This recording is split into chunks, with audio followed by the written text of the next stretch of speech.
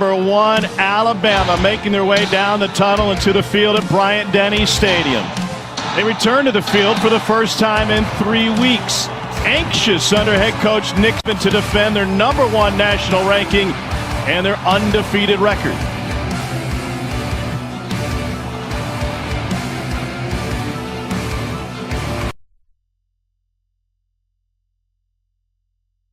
Empty, but now Mac Jones and the Crimson Tide back after inaction for 3 weeks, where they sat by the side and watched the rest of college football play.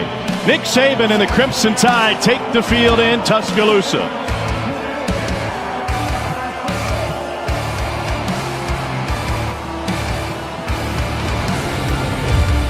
SEC Network Football is presented by Farm Rich. The Kentucky Wildcats aiming to take down number 1. That's a tall task today for UK as they battle undefeated Alabama. Tom Hart, Jordan Rogers, and Cole Kublik on the call. And this should be a fun one today as Alabama returns to action after sitting idle since Halloween night. And they return to action, Jordan, with one of the best quarterbacks in college football. Mac Jones isn't just dissecting defenses, but he's chasing a Heisman and a national title. Yeah, they went from one all-time great in Tua Tagovailoa to now seemingly a legend born again in Mac Jones, and he's been absolutely unbelievable, completing a high percentage of his passes, which is crazy because he throws it downfield as much as anybody in the country. You see the stats, the leadership is there too. He's fun to watch. Kentucky's strength this season has been their pass defense, but they're facing the second best thrower by completion percentage in all of college football. Mac Jones has a closet full of weapons to use at every conceivable position. Meanwhile, as far as Kentucky is concerned, that task got a lot taller when they boarded the flight to Tuscaloosa, and they're missing some key players. For more on the injury front, we go down to the field. Here's Cole. You're right, Tom. Kentucky's going to be without a lot of talent today. Offensive lineman Luke Fortner, tight end Justin Rigg, running back Chris Rodriguez, the team's leading rusher, linebacker Jamin Davis, the team's leading tackler, linebacker De'Eric Jackson and Torrance Davis both going to be out. Defensive backs Jamari Brown and Taz Datson, they're going to be out. Punter Max Duffy misses the second consecutive weeks, and then injuries to Brendan Bates and Jamari Brown still going to affect this Kentucky football team. A very difficult situation for Mark Stoops, who told me before the game, you know what, Cole? We were going to play no matter what. We're not trying to duck any games. It's not going to be easy, but we're here to play football. History is not on the Cat side, even though Mark Stoops surpassed Bear Bryant for the most home wins in Kentucky football history last time out. Alabama has dominated this. Kentucky's 2 wins came in 1922 and then again in 97 when Tim Couch directed an overtime victory for Kentucky in Lexington. Mac Jones, the one-time Kentucky recruit, made his way to Tuscaloosa, and now a little bit more attention on him, if possible, by the visiting fans. Alabama won the toss. They've elected to defer, so we'll see Kentucky first. Jordan, what's your key for Kentucky to have any sort of success today? Well, you heard from Cole the names that are out. I just want to reiterate Chris Rodriguez, their best running back, had 149 yards on 13 carries last week, and then 2 of their tight ends. They love to do 12 personnel, love to have multiple tight ends on the field. So without those pieces, a lot of weight on the shoulders of Terry Wilson, both running and throwing the football. He's got to have a huge game. Sophomore Will Reichard ready to get things going for Alabama. Zach Johnson, senior, back to receive for Kentucky. By all accounts, it is a perfect day for football in Alabama. Temperatures in the low 70s as the sun begins to dip behind the stadium.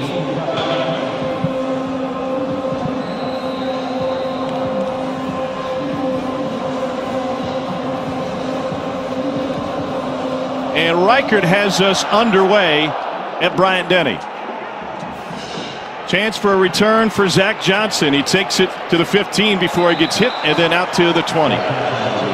Never before has a Kentucky quarterback won on the road at Florida, Tennessee, and Alabama. Terry Wilson has a chance to make history today. That Florida win came in 2019, missed the final 11 games with knee injury, and then he's been inconsistent up and down this season, but he does have that win against Tennessee. And last week against Vandy, Jordan, he was sensational. Yeah, he was balanced, and this offense was balanced. He was efficient throwing the football, but again, he's got 4.4 speed at 6'3", 200. I want to see what he can do with his legs today. It's going to be important. He's got A.J. Rose in the backfield to start this game. And Rose takes it on the first carry, takes it over the left side for a big gain and a first down on a pickup of 12. And something to watch early, especially in this first 15. Offensive coordinator Eddie Gran wants to show a lot of different formations. Be prepared for unbalanced. Be prepared for bunch sets, tight ends moving around. Any way they can reset Alabama's defense, as you're seeing right here, and try to create confusion. What will get in the way is the absence of their starting tight end, Justin Rigg. Keaton Upshaw takes his spot in a stack formation on the left side. Wilson hands it off to Rose again, who takes it straight ahead, picks up a yard before he's surrounded by crimson jerseys. That'll set up 2nd and 9. Talking with Eddie Gran, he said we got to avoid obvious passing downs and 3rd and long. Alabama may not have a ton of sacks, Jordan, but they can get pressure on the quarterback. Yeah, and that's really the goal, is to push them into passing situations. So big on 1st and 2nd down. It's really important for Kentucky to get yards, get into 3rd and medium, 3rd and shorts. They can't live in 3rd and longs. On 2nd and 9, another run play. It's Rose again. You mentioned the fact that they were that Chris Rodriguez, who had a monster game against Vandy, averaged 11.5 yards a carry. That was the best for a Kentucky running back since Randall Cobb did it back in 2010. They do have Kabasier Smoke back, and he gives you a lot more experience, and he gives you a lot more explosiveness at the running back position. Brian Ray has entered the field for Alabama. He'd been out with injury lately. Empty backfield. Bad snap. Wilson has to fall on it, and Kentucky doesn't get the play off. It's a loss of 8 as Drake Jackson, a one-time Alabama recruit, sent it wide. And Kentucky goes empty here, and Alabama's actually going to bring pressure. So they're going to bring one more than Kentucky had to block. Even if it was a good snap, I'm not sure Terry Wilson would have been able to get the ball off in time. Something to watch when they go the empty set. Now Alabama has shown they're going to bring 6. It may seem minor in a game in which Kentucky is a 30-point underdog, but they're without their starting punter, Max Duffy, the reigning Ray Guy Award winner. And so Chris Goodfellow gets it off to Slade Bolton, who takes it back to the 45-yard line. 43-yard punt, 15 on the return. When we return, you'll learn a little bit more about Alabama quarterback Mac Jones.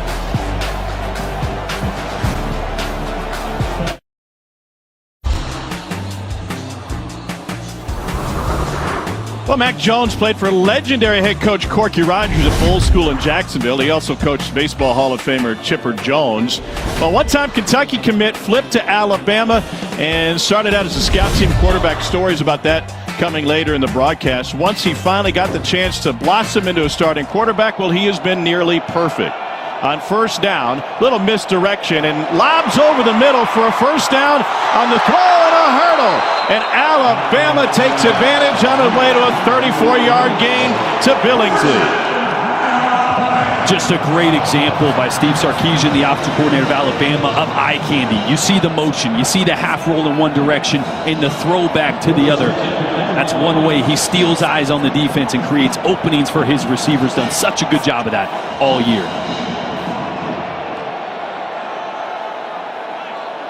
Najee Harris is his running back, one of the best in the country, averaging nearly 6 yards a carry.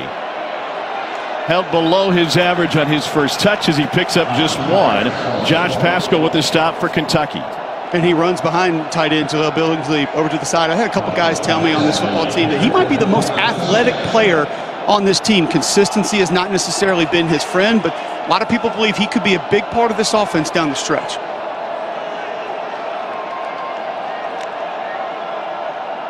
Kentucky playing without their starting middle linebacker, Jamin Davis, as Cole pointed out earlier. Here's a toss to Devontae Smith. It'll count as a pass, and it'll count as a big gain and another 1st down, a pickup of 16.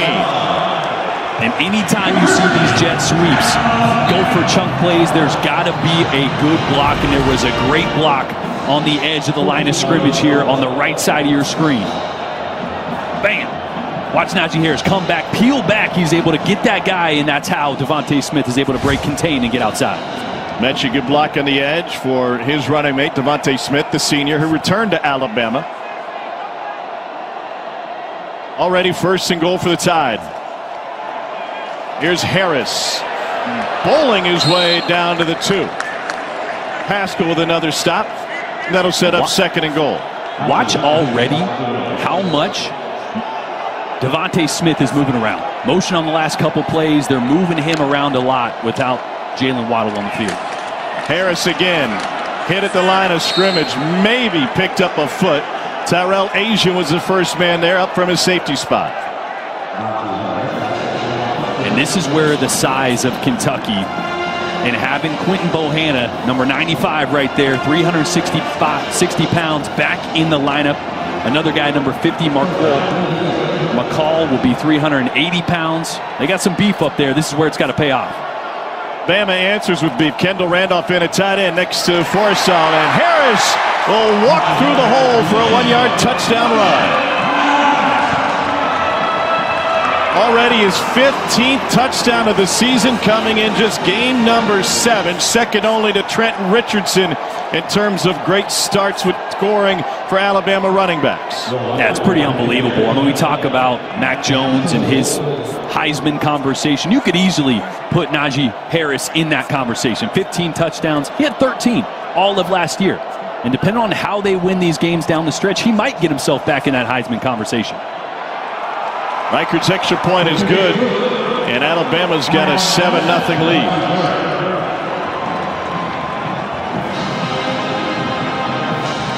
A 6-play, 55-yard drive took 2.5 off the clock for Alabama. They got short field position after the errant snap on Kentucky's third down play. Alabama's offense has been nearly unstoppable. Yeah, and this is what Steve Sarkisian has done so well. He's adapted early in games. You see this one of the first plays of the game versus Georgia. Georgia has a built-in blitz versus that formation that Alabama showed. 3 plays later, Sark goes, okay, I'm going to make you do it again because I'm going to change that route that was open the previous time, and I'm going to make you pay. The best offensive coordinators, yes, they have good plans going into games. But the greatest offensive coordinators make great adjustments in game, and that's what Steve Sarkisian has done so well. The creativity, the eye candy, as I mentioned earlier, and then adapting his game plan early and often in game to create matchup problems. He was highly sought after by schools to take over their head coaching positions last year. That will again occur for Sarkisian, former head coach at Washington and USC. Second kickoff already for Reichert. Zach Johnson from about the 7. And he takes it out to the 27-yard line. Third down play is the one that stands out for Kentucky on their first possession, but they're undone by a minimal play on second down. The big blue line is what they call it, this fantastic Kentucky offensive line playing against a pair of opponents today, not just number 1 Alabama, but also their grief. They lost their position coach, John Schlarman, the former Kentucky All-Conference guard, after a battle over 2 years with cancer. He had continued to coach this team right up until the very end. And so today, Darian Kennard, the right tackle, is wearing his number 65. Wilson on first down, able to fire across to the tight end, Keaton Upshaw. It's a pickup of 12.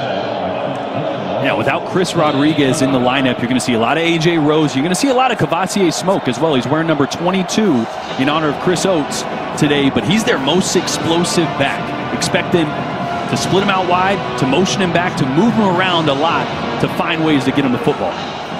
Oates, of Kentucky linebacker, suffered a health incident over the summer, has not been with the team, had been confined to a wheelchair, showed up earlier this season for a Kentucky game as Smoke takes it for a big gain, and that's a pickup of 9. And you see the burst there, right? I mean, Chris Rodriguez, much more of a physical runner at 225, still successful, but Smoke in this game I think is more important, and that's why without Chris Rodriguez, you're going to see a lot of him. That one cut, right? Getting vertical, the burst, the speed. That's how Ole Miss got after Alabama's offense, with backs that were smaller in stature but quick, that could get vertical. That's the recipe for Kentucky. A couple guys on the offensive side from Alabama, Cavassier Smoke at the running back position, and Allen Daly Jr. wide receiver. Give it to the running back, Cavassier Smoke again, who missed a couple games with a rib injury suffered against Ole Miss. Second possession for Kentucky. And they moved the chains a couple of times on the season. Nearly 7.5 yards a carry for Smoke. And here's that big shifts. Yeah, these big shifts that Eddie Gran loves. Watch how Alabama communicates and adjusts. Josh Ali on the toss. Beautiful cutback, and he's got the numbers. Out to the sideline before he's shoved out of bounds by Jordan Battle. It's a pickup of 32. Beautiful design. This is what Kentucky wants. They want to move late. They want to change the picture for Alabama. Alabama doesn't fully adjust up front. So it leaves one guy, that corner that just came into your screen for contain. He gets blocked. That's the only guy that's there. And Josh Ali is able to make him pay. Yeah, big see the movement inside there.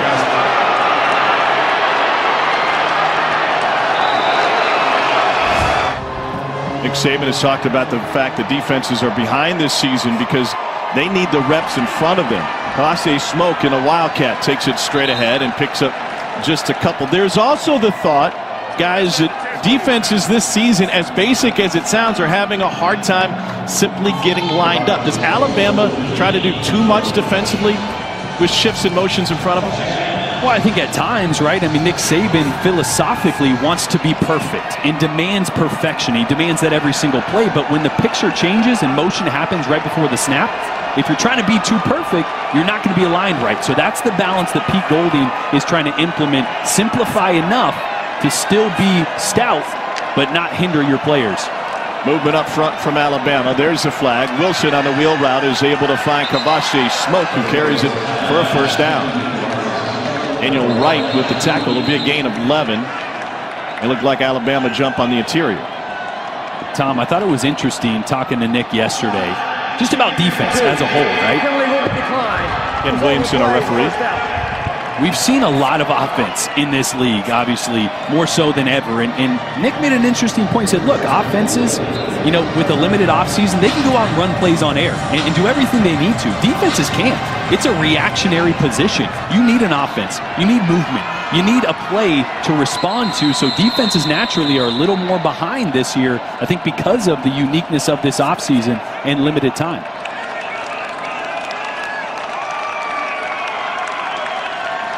I thought it was interesting. Jordan actually wrote that quote down from Nick Saban. He said, you can't do a damn thing on defense versus air. He said the offense can actually make that progress during this past offseason that we had. And I hadn't heard it stated as simply as Nick Saban put it. You've heard people say, well, you're not able to work against game speed, or you're not able to get the same kind of reps, or it's not as physical of an offseason, therefore that's affecting tackling. I think those things are true as well, but the way that Nick Saban stated it to us, I thought laid it out perfectly as to why a lot of the defenses, not just in the SEC, but in college football, are struggling this season. We're going to go to review to double check the spot, see if it was indeed a Kentucky first down. 12-yard gain on the pass to Kavase Smoke. Take a look at Kavase Smoke's knee at about the 8-yard line. And did it get down? Looks like it did, yeah. And would be short of the first down marker. It's a good job by Dylan Moses playing out in space just to get enough of them there. Mitchell Wilkins, a replay official, caught that one.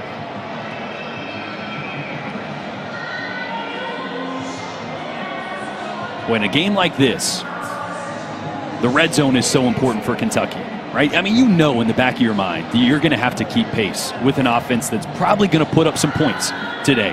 So you can't be thinking, play it safe down here. You can't be thinking 3 points is okay. You got to get 6, you got to get 7 touchdowns every single time you're in the red zone here for Kentucky.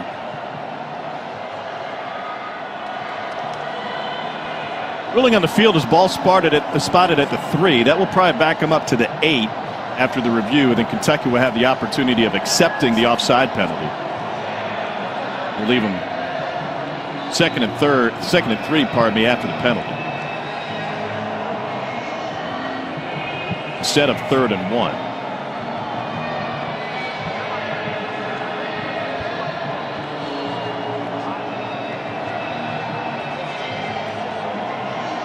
After further review, the runner was down at the 8-yard line, shorter line to gain. However, Kentucky will accept the penalty for offside. It'll be 5 yards from the 17-yard line, where it'll be second down.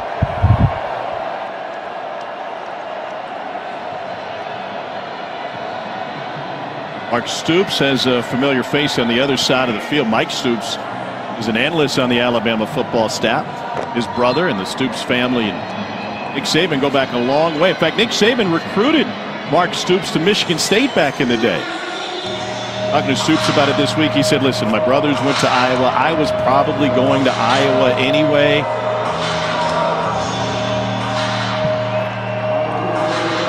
The Youngstown Clan and the Stoops plus the Bellinis spent a lot of talent out in college football. See if they got the clock right. 2nd and 3 here. Something to keep an eye on here. Alabama is going to go with no safety. 15-yard line. The penalty will be enforced to the 10. The 2nd down. It looks like Alabama's going to go no safety here, and you got Josh Ali at the top of your screen in the slot route in man-to-man coverage. That's Kentucky's best receiver. They go play action here, maybe try to hit something behind this group of 4 linebackers for Alabama. Here's Smoke trying to find the edge, looking for a block, and he barrels his way. We got another flag before he's taken down by Jordan Battle, and a pickup of 9. Holding on the offense, number 67. 10-yard penalty from the previous spot. Repeat 2nd down. Left tackle Landon Young flag. That is a critical error, and Landon Young's one of their best up front. This is not something you usually see, but down inside the 2-yard line. Let's see it on the right side of your screen there. Yep. Brian Young just tries to get away, and as soon as that defender steps to get away as an offensive lineman, you got to let him go. It's so hard to do. That's that strike and shed Pete Golding was telling us about. He wants to see more out of his defensive lineman. An excellent job to get the flag there. Here's Kentucky with a 2nd and 12. They'll empty the backfield. 5-man rush to the slant, and that's complete to Josh Ali for a pickup of 5. Kentucky's been waiting, Jordan, for another wide receiver to step up. Alabama's got an embarrassment of riches at the position. Kentucky, not so much. No, I mean, there's one receiver with over 100 yards on the season. It's crazy, and that's Josh Ali. You know, the tight end, Keaton Upshaw, has been a bright spot at times, but they got to find a number 2 that can make some plays down here, because especially in the red zone, all attention is on number 6, Josh Ali, right here in the slot at the bottom of your screen.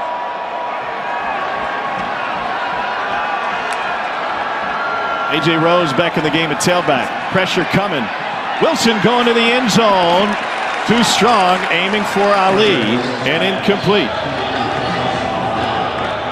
Coverage by Malachi Moore, who's been a revelation defensively here in his first season. This is a really good job by Josh Ali to actually get outside, because Alabama defender here playing on his outside shoulder. Really good move to get outside of Malachi Moore, and then that ball, oh, I mean, that's so close. I'm not sure if Ali didn't see it, or I'd love for him to lay out there. It leaves Matt Ruffalo with a 33-yard attempt. Ruffalo was not available for the Vandy game. Chance Poore took over the kicking duties there. Ruffalo back in his starting spot. And he lines it through to get Kentucky on the board. One thing accomplished for Kentucky, they have shortened the game already. Only 5 minutes and 19 seconds left in the first quarter. Number 1, Alabama with a 7-3 lead. Network Football is presented by Farm Ridge. Grab a snack. Well, they've had some sensational wide receivers over the years at Alabama. Julio Jones, by the way, asked this week about the Falcons-Saints rivalry. He said, that's a good rivalry. The Iron Bowl is crazy, and a crazy amount of talent moving on from the wide receiver position. How does Devontae Smith fit in with what they've been historically? I mean, he's every bit as good as anybody that they've had. You know, we did a little Mount Rushmore of Alabama receivers today on SEC Nation. I had Julio Jones, Amari Cooper, Devontae Smith, and I put Jerry Jeudy up there. I was kind of sticking to guys that I've seen play, but he is right up there in the conversation, obviously, with a chance to break the touchdown record today, and eventually, I believe, the yards record for Alabama in a career. Chance Poore with a kickoff. It'll be a touchback. Here's what's at stake for Devontae Smith, tied for the Alabama career record, 31 career touchdowns. That's also an SEC record that is shared by our very own Chris Doring. Hey, I just want to say props to Roman Harper for getting David Palmer on his Mount Rushmore today. That greatness has been forgotten, and it definitely should not be. When the deuce was loose, man, there wasn't a better football player in college football, in my opinion. Todd McShay has him second behind LSU's Jamar Chase. LSU pulled out a victory on the road at Arkansas today. Najee Harris joins Mac Jones. Jones looking for Harris out of the backfield, and nobody is there. An Alabama first down and more, and he spins his way to the 50. 25-yard gain. And think about this, with Kentucky not having Jamin Davis, their leading tackler, and Mike linebacker, this running back position is going to be a focal point for Alabama, right? You got the experience out of there. That's how a running back gets lost on the outside, especially in zone coverage. Those linebackers got to bump over. They got to recognize that. They got to expand to it. But when you don't have starters out there, you're missing a guy like Jamin Davis. Plays like that are going to happen. Marquez Bembry has taken his spot. Meanwhile, Tyrell Asian is injured. Starting safety coming off of a career-high game against Vanderbilt. They're tending to Asian's neck. They're already without another safety. Taj Dotson was ruled out today before the game.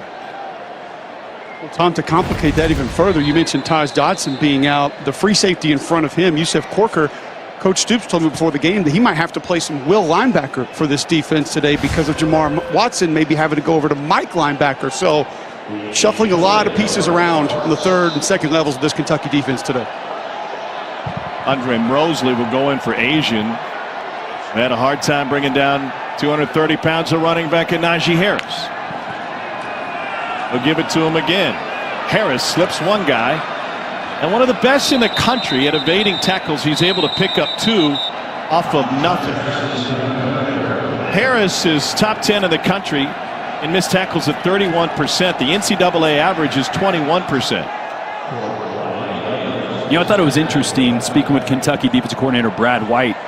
You know, we asked, what do you try to stop first? And you would think with Mac Jones, the Heisman conversation, the high-flying plays downfield, he's like, no, we got to stop Harris because everything runs through him. The play action runs through him. If we can slow that down, we can hopefully limit those shot plays off play action.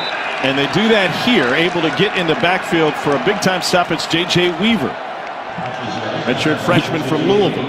He also said Harris reminds him of Adrian Peterson. I mean, is there a higher praise from a defensive coordinator than saying that guy is like AD all day, baby? And he might be right.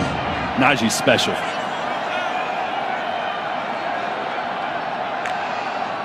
They're down 10. Mac Jones on a crossing route has it incomplete, threw it behind the intended receiver. Is trying to find Devontae Smith. And Wright was in there to make a play. And this is something to keep an eye on, right? Kentucky plays traditional zone coverage. They want to play back deeper than the deepest guy for Alabama. So they're going to try to keep everything in front. Those are the type of plays that Alabama needs to hit, getting Devontae Smith the ball in space, Mechie, Slade Bolden the ball in space. But if they knock a few of those down, if those linebackers start playing better in coverage, those shots aren't going to be there downfield.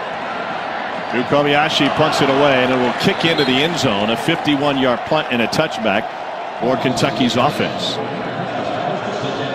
So Mac Jones and the Tide come up empty on that possession. 7-3, Alabama leading. Okay, in studio with your State Farm surprisingly great performance. How about a career best 271 passing yards for LSU true freshman quarterback TJ Finley, and he led the Tigers on what ended up a game-winning drive in a fifth consecutive LSU victory over Arkansas, and they get to keep the Golden Boot. Gentlemen. All right, Dari, thank you. Terry Wilson and Kentucky. With 3.5 minutes to go in the first quarter, quarterback will keep it and take it to the outside for a gain of 7.5 on first down. Daniel Wright with the stop. We've mentioned this earlier. Kentucky, its entire football program, and really all of Big Blue Nation, with a heavy heart over the last couple of weeks. John Schlarman, their longtime offensive line coach, who wore number 65 during his playing days at Kentucky as an all-conference offensive lineman, passed away after a battle with cancer. They had a memorial service for the team and for others. And Mark Stoops was very complimentary of the job that the school did on putting on the memorial service. Here's A.J. Rose with a big gain. Past the 40 and a pickup at 15. And they honored him for the first snap of the Vandy game. They came out in a missing man formation. Schlarman played left guard. That spot was left empty. And then Landon Young honoring him by wearing his number 65. This was the offensive line saluting his family in the suite after the game. Darren Kennard is wearing number 65 today. Cole, will get into that story here. It is almost unthinkable that not just the offensive line, but everybody in this Kentucky program dealing with loss in the midst of a season and battling forward. But you could talk to a lot of people on this staff about what he meant technically, fundamentally, teaching, coaching the offensive line position. He was very involved with the run game as well. Certain members of that staff will tell you that his eyes were very valuable during the course of a game, seeing what a defense would do. But it's the human being that's missed more than anything else, how he molded some of these lives and how he began to take a fathership position with a lot of these players on this football team. Drake Jackson telling us that he didn't know they were going to leave that left guard position open in the first play against Vanderbilt, and actually broke down and cried when he looked to his left and saw that it was vacant. Wilson on 2nd and 9 goes to the slant to Ali. Drake had a great story about that first play. He said, we have so much respect for the Vandy defenders. They clapped, they applauded. They said, listen, we prayed for you guys all week, and we feel for you. He said, and then on the first drive, we all came out and put them in the turf. He's like, we just buried these guys. He said, it felt kind of bad. They were so sensitive to what we've been through, but we had so much emotion that we were ready to go. Jackson makes his 41st consecutive start at center for Kentucky today. Pitch to Cavassier Smoke. Picks up just one. 2nd and 9 coming up. And it was a different week of practice for Kentucky. Obviously, the emotions, the grief. Stoops even mentioned, he said, you know, it was weird. Monday we went no football. That's really abnormal. The memorial was there. Tuesday, just hats. Tuesday is usually a hard-working day. So you'd wonder how this offensive line was going to come out. I tell you what, they're moving Alabama up front right now. They're getting great push, playing inspired football. And look at all the movement that you continue to see from Kentucky, causing Alabama to adjust every single play. And we have a flag in the play. It looked complicated what Kentucky was doing because he had 12 men on the field. You got to try that every once in a while, right? Right. Not cheating unless you get caught. What if you get away with it? Offense, more than 11 players in the formation. 5-yard penalty, remains 2nd down. You saw there was some confusion when they split wide right.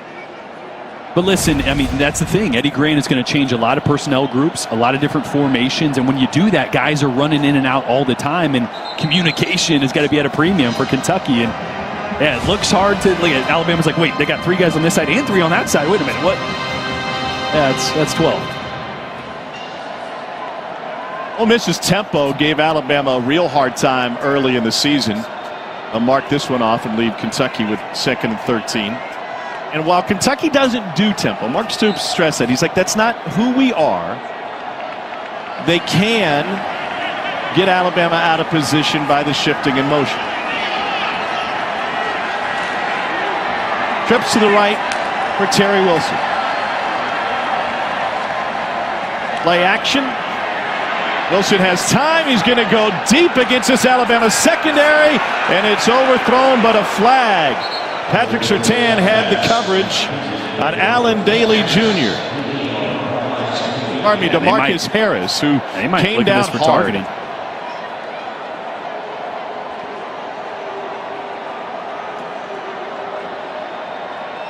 And there was a lot of confusion for Alabama trying to get a line to that set, a lot of communication. So it was a good setup for Kentucky to take a shot, and big collision at the end of that one. And Williamson again. Personal foul, hands at face, defense number 47. That penalty will be declined. Pass interference, defense number 28. That penalty will be enforced in the previous spot. 15 yards, automatic 1st down. Josh Jobe draws the flag. I don't know if it was a contact as much as it was Harris going to the ground hard. Another look right at here. it. Double coverage. Great job by Terry Wilson, just giving his guy an opportunity, right? You never want to overthrow this, and yeah, that's That's why I said I thought they might look at this one for targeting. Look at Josh Jobe here. It's a defenseless receiver going up. But either way, it's early contact.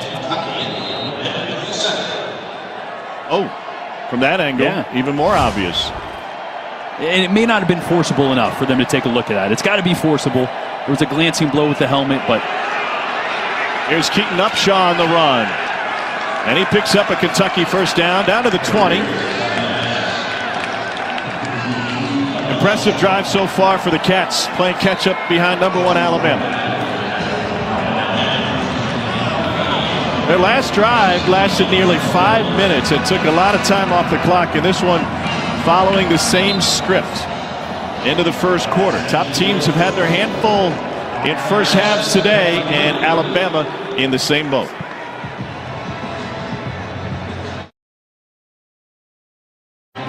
Time of possession rarely matters in modern college football. It might be a key today if Kentucky's able to pull the upset. Dylan Moses, starting linebacker. Pete Golding, the defensive coordinator. Interesting discussion with Golding about Moses and whether or not he's playing fast enough. We've already seen Kentucky with a lot of the unbalance, the movement pre-snap. So it's on the shoulders of Dylan Moses to get everybody lined up. And Pete even said that's what he's doing best. But it's also a double-edged sword because he's so worried about the other 10 guys. He's not getting to his read keys quick enough and playing as fast as they'd like him to. So watch that as it evolves, because 1 quarter in, Pete Golding even said, early on we're going to play simple. We're going to see what their tendencies are, what they want to get to unbalanced. These explode to motions to empty sets. And then we're going to have our plan. So starting now, you're going to start to see the plan for Alabama and Dylan Moses and see if they can ramp up how fast they're adjusting. So it's twofold. It's not just what Kentucky's doing, but it's also what Dylan Moses has been doing all season. Pete Golding said he worries so much about his teammates, getting them in the right position, making sure they understand the call and communicating to everybody. It has slowed his game down, and we can't have that. He's got to be running full speed every play. And right through Moses goes A.J. Rose for a pickup of 7. Christian Harris ended up on the tackle. And put your mind into the middle linebacker. You got to set everybody up. You see Dylan Moses there right over the hash. And then you have 2 keys. You have a primary key and a secondary key. So if you're worried about everybody, at the last second you look back to your primary key, well, then they move, or it's to your secondary key, you're late. You can't win if you're late playing on defense. So the simplification of the defensive scheme by Pete Golding has hopefully allowed Dylan to play faster. But again, Kentucky having their way with these motions. Preseason first-team all-conference linebacker Dylan Moses. On 1st and goal, it's Rose again, who hesitates before he gets past the line of scrimmage for just a yard. To Darian Mathis in on the stop for Bama. Jordan mentioned those unbalanced sets. Pete Golding told us Kentucky ran 18 snaps of unbalanced against Tennessee. And in the offseason study they did, said we saw an abnormal amount of non-traditional formations against our defense. That includes unbalanced formations into the boundary, tempo, things of that nature, and said that he feels like the unbalanced looks from Kentucky will be what they are for the game. Going back to what Jordan said, the adjustments should be beginning to set in now for this Bama defense. Nick Ojenovich is checked in at tight end on the right side. Little playing time for Ojenovich this season. Terry Wilson pulls it back. Looking end zone. Will fire a bullet. And it is incomplete for Ali. Covered by Patrick Surtain. And that's going to leave Kentucky with a 3rd and goal. Boy, this matchup on the outside is going to be a tough one for Terry Wilson and Josh Ali. Alabama just so good on the outside with Surtain, with Josh Jobe. I feel like these routes has got to either go across the field or they got to be double moves, whip routes. You can't just run into Surtain and expect to beat him one-on-one. Now 3rd and goal for Kentucky. Watch the tight end, 88 here, attached at the bottom of the screen. Keaton Upshaw, 6'7". That's a matchup Kentucky will like. Kentucky uses a timeout prior to their 11th play of this drive. Kentucky down early but threatening.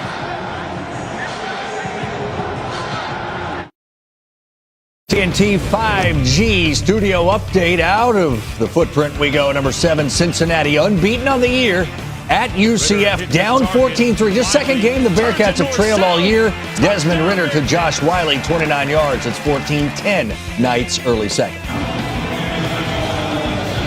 I don't think. Similarly, Alabama has only trailed in a pair of games this year, Ole Miss and Georgia.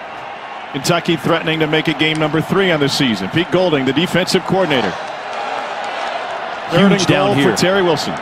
Kentucky already left points on the board down inside the 10 last drive. Quarterback lead. Wilson hit in the backfield, and he picks up only a yard. He had smoke in front of him, but he had big number 58, Christian Barmore, waiting. Boy, and I said it in the break. I thought they might go empty quarterback draw. You leave a running back in the box, that leaves an extra linebacker in the box. But it didn't matter. Barmore just beat his man there. That's the thing, quarterback draw, you got to win the front 4 first. You're so worried about the the linebacker. You got to win the front 4 first.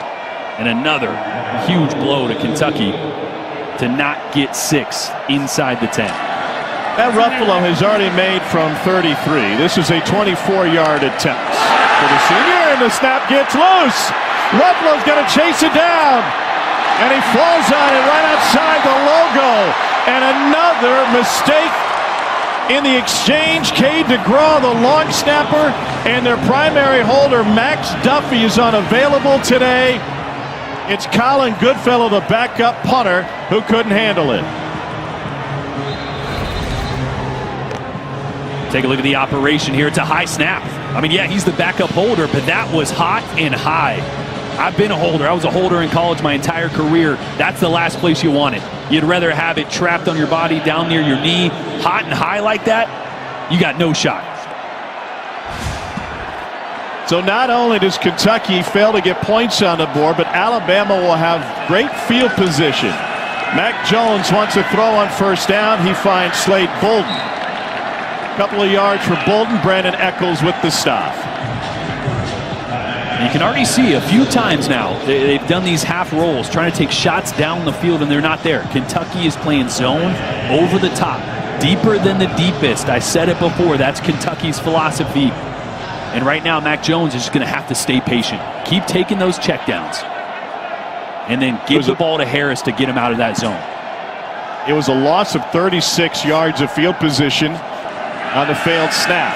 Jones to the sideline, on time for an Alabama first down. Jaleel Billingsley, another big play. This one goes for 28.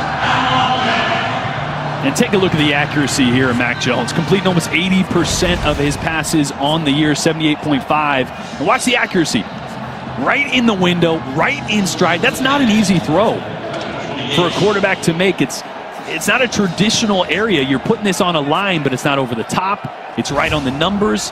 It's a great job allowing his receiver to catch and run. Jones has started this game 3 for 4 for 74 yards. Play action again. Double move over the middle. And it's in! No! Drop!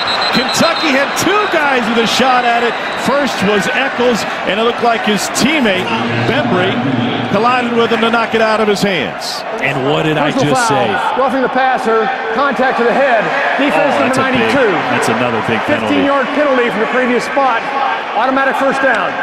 Wouldn't have mattered. Phil Hoskins with the flag. Correction, half the distance. Now you're going to see 92 come off right there. Yep. Hands to the face.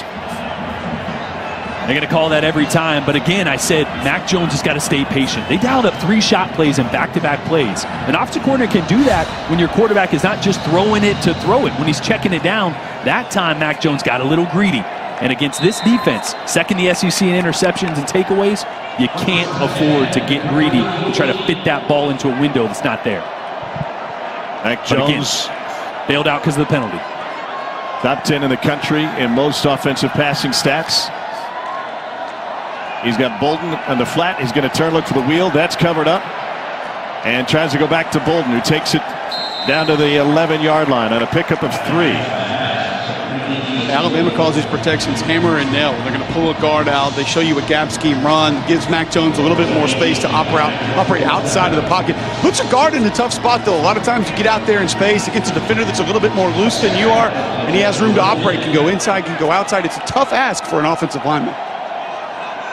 Fantastic offensive line. Paving the way. Jones on 2nd and 6. Great coverage by Kentucky. He's got nowhere to go. Try to thread the needle. And he sneaks it in. Devontae Smith, a record-setting touchdown grab from 10 yards out.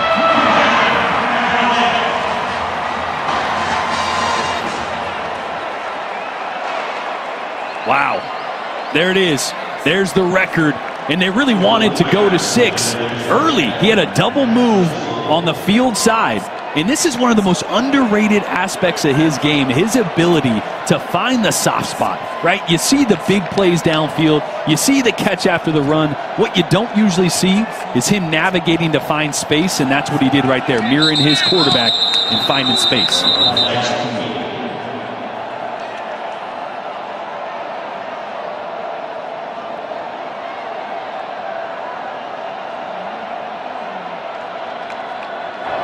Snap infraction, offense number 45, 5-yard penalty, replay the try. Thomas Fletcher, the long snapper. They'll do it again.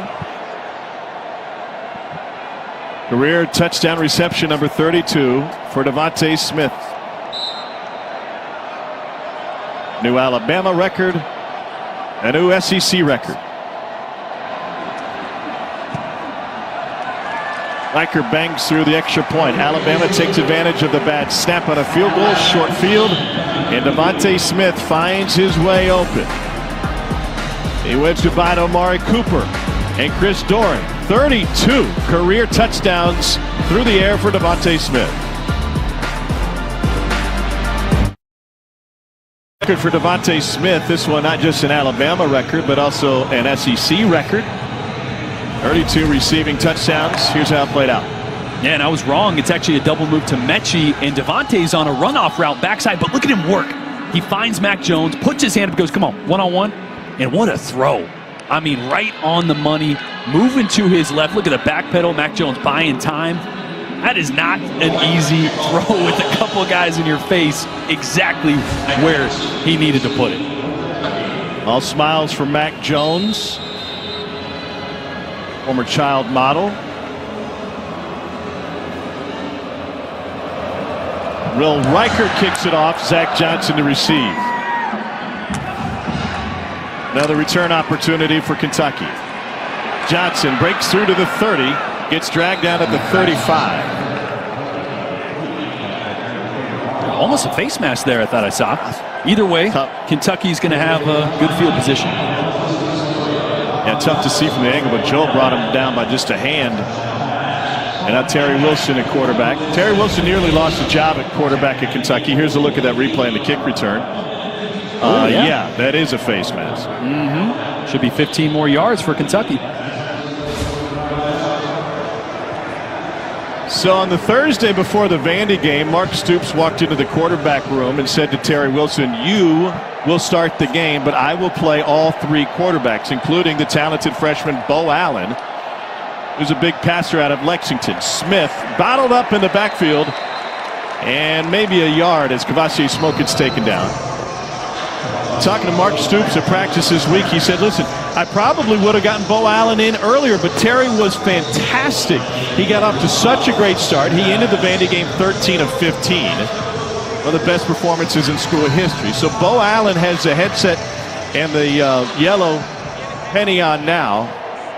Gatewood also waits with helmet on. I wouldn't be surprised if we see Bo Allen in this game. I wouldn't be surprised if we see Gatewood either, maybe in a running situation. So, but right now, Kentucky moving the football, and Terry Wilson's doing everything right. Just got to keep it up on this drive. On 2nd and 9. A couple that time for Kavosiey Smokin. That will leave 3rd and 7. Wilson is a great runner, as you discussed earlier in this game, but Mark Stoops has on his hand a guy who's second in Kentucky history, only to Tim Couch, in completion percentage. And the all-time leading rusher at quarterback for Kentucky for those who have thrown for more than 2,500 yards. They had a running quarterback / wide receiver, Lynn Bowden, play the position last year. Wilson off his back foot, fits this one in, and room for Isaiah Epps. Back to action, and Epps takes it for a first down. Oh, it's good to have Isaiah Epps back if you're Kentucky. He's really the fastest guy they got there. And we talked about them needing a number 2 wide receiver to emerge. They'd love it to be 81 because of how dynamic he is down the field. And that time Alabama brought a little pressure.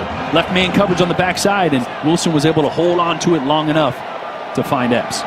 A foot injury cost Epps all of last season.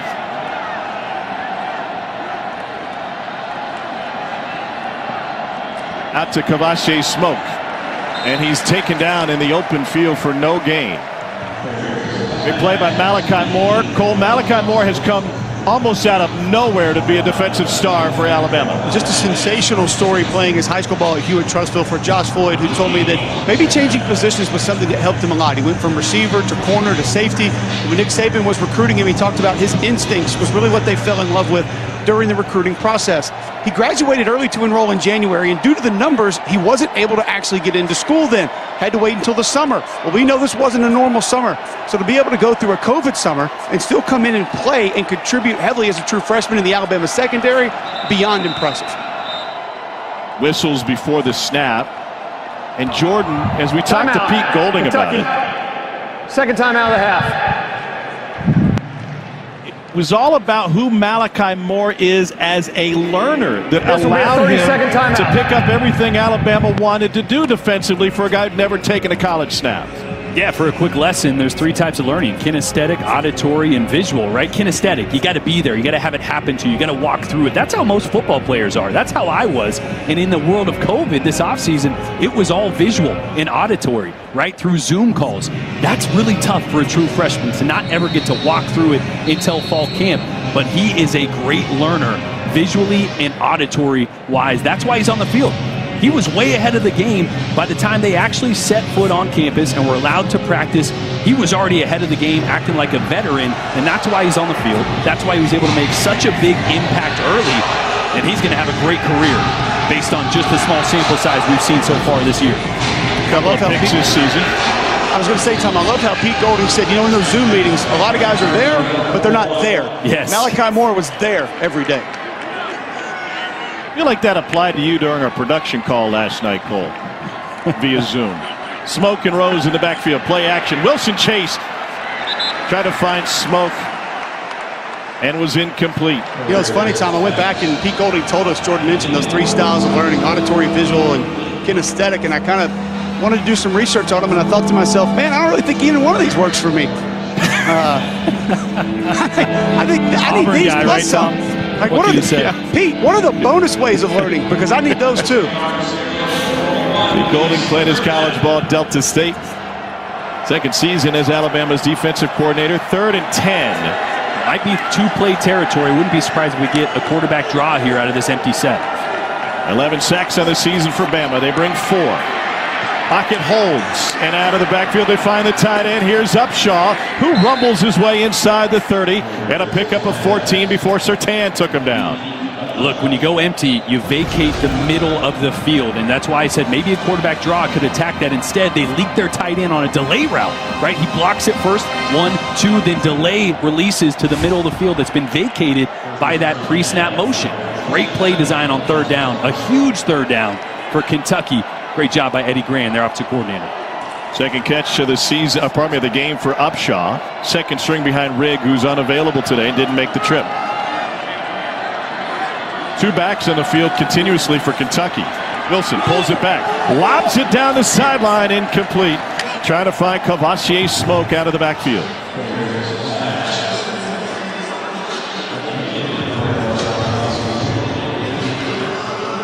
Tom, keep in mind when you're talking about Kentucky tight ends, this is a tight end heavy offense. You'll get a lot of 12, even some 13 personnel normally from Eddie Grand. 2 scholarship tight ends made this trip for the Kentucky Wildcats, much fewer than they're normally used to playing with. Yeah, that includes Nick Ojenovich, who's seen action early in this one. Kentucky's gone pass heavy for their offense. 5 consecutive pass plays. Quarterback draw again, and Terry Wilson finds 3. Jordan, you mentioned it earlier when they tried it near the goal line, does it defeat the purpose of QB run when you have a running back next to him? No, not always. No, the couple times they went empty, it vacated the middle of the field. That's why I thought maybe they would go back to that. It's pick your poison, right? If you leave somebody in there, you got an extra hat just in case Alabama doesn't adjust out. So it's not good or bad either way. It just depends on how Alabama plays it, and they've adjusted really well to that set. Both third down conversions for Kentucky today have come on this drive. This will be the 9th play of the drive. Emma brings 4. Wilson goes down the sideline. Incomplete. Josh Ali, the intended receiver, covered by Malachi Moore, who we've discussed is having a sensational rookie campaign with the Tide.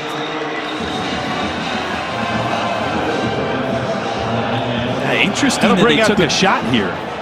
You know, 3rd and 8. Well, they bring out the field goal unit. This was what happened last time. 36 yards the wrong way. And watch how fast that snap is.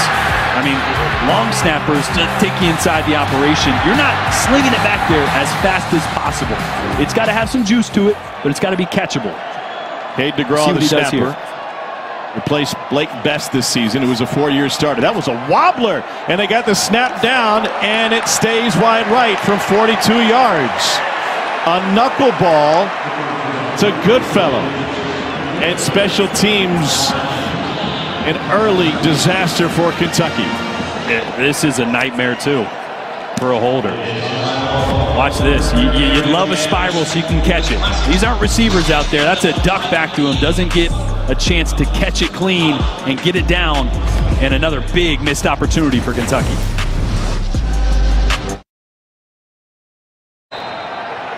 (14-3) Alabama with the lead. Mac Jones has started his game 7 of 8 through the air for 118 yards and a touchdown. And he will hand it off to Najee Harris, who picks up just 1. Cole, we talked about the Kentucky offensive line. What makes this Alabama offensive line so special? I think it's physicality. I think it's attitude. I think it's demeanor. Number one, they're huge. They're massive. I mean, I hadn't been able to see Landon Dickerson up and close personal for a while, but I'm on the field, and he's bigger than Alex Leatherwood. Like in stature, he's just a bigger dude. Cornbread Brown's a big dude at left guard. Evan Neal is just a mammoth of a human being. They have the ability to push you around, and I think that physicality separates them from a lot of other groups. Dickerson, the center, 6'8", 325. Jones completes another one. This to Devontae Smith, who already has a touchdown. So a little bit of what's different from what Landon Dickerson has brought to this team happens actually almost after the play, at the end of plays. Finding work, as Landon Dickerson told me it is earlier this week. You're not going to find anybody else who gives the kind of effort towards the end of plays that Landon Dickerson does. Some people are going to call it dirty. I call it quality football. Landon Dickerson's a guy that brings that attitude and that demeanor. Nick Saban has been welcome for this football team. From Hickory, North Carolina, started his career at Florida State. Jones going deep with man coverage and incomplete. Smith covered by Kelvin Joseph, boss man fat. That's his name on the label. On the field, number 1, the LSU transfer football player by day, rapper by night. And we spoke to Kelvin. I think he felt like this was one of the opportunities. Come from LSU to Kentucky, you get a little bit out of the spotlight as a DB, right? Well, this was one of his opportunities to show out. He was looking forward to matching up against Devontae Smith, against John Mechie, some of these guys, to prove that he belongs. Matched up with Devontae Smith, 7-7s throughout the summers, one-on-one through camps. He's no stranger to what Smith can do. Here's Najee Harris. Big hole for Harris, who rips off a 14-yard gain. That's really the biggest area of operation Harris has had today. I feel like Kentucky's front 4 is playing pretty well. That time they got washed out, lost contained. How about this line? Off balance to the left with only one right guard. Harris hurdles. Flag on the play to the 20. And a little bit of a stiff arm to the end zone. Touchdown, Alabama, if it stands. 42 yards for Najee Harris.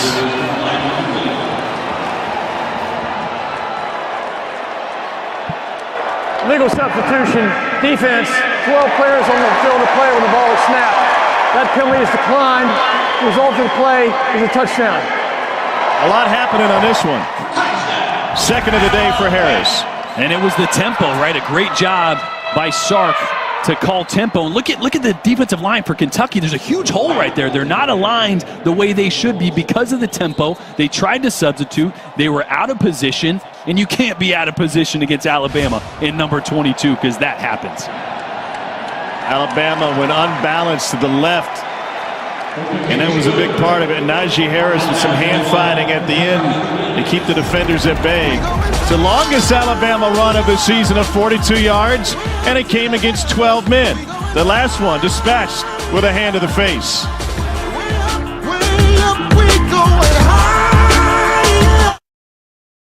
Right around the corner, Doring Chiswick, how Florida rolled in Nashville. LSU got one in Arkansas, a tight one. First half here, look, you handled it like a pro when Devontae got into the end zone and passed you. I did. Congratulations to Devontae. Congratulations to you. 25 years later.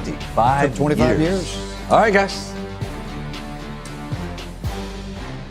To Zach Johnson.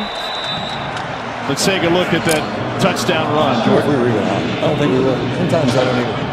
Najee Harris showing congratulations to his offensive line for his 16th rushing touchdown, leading the country.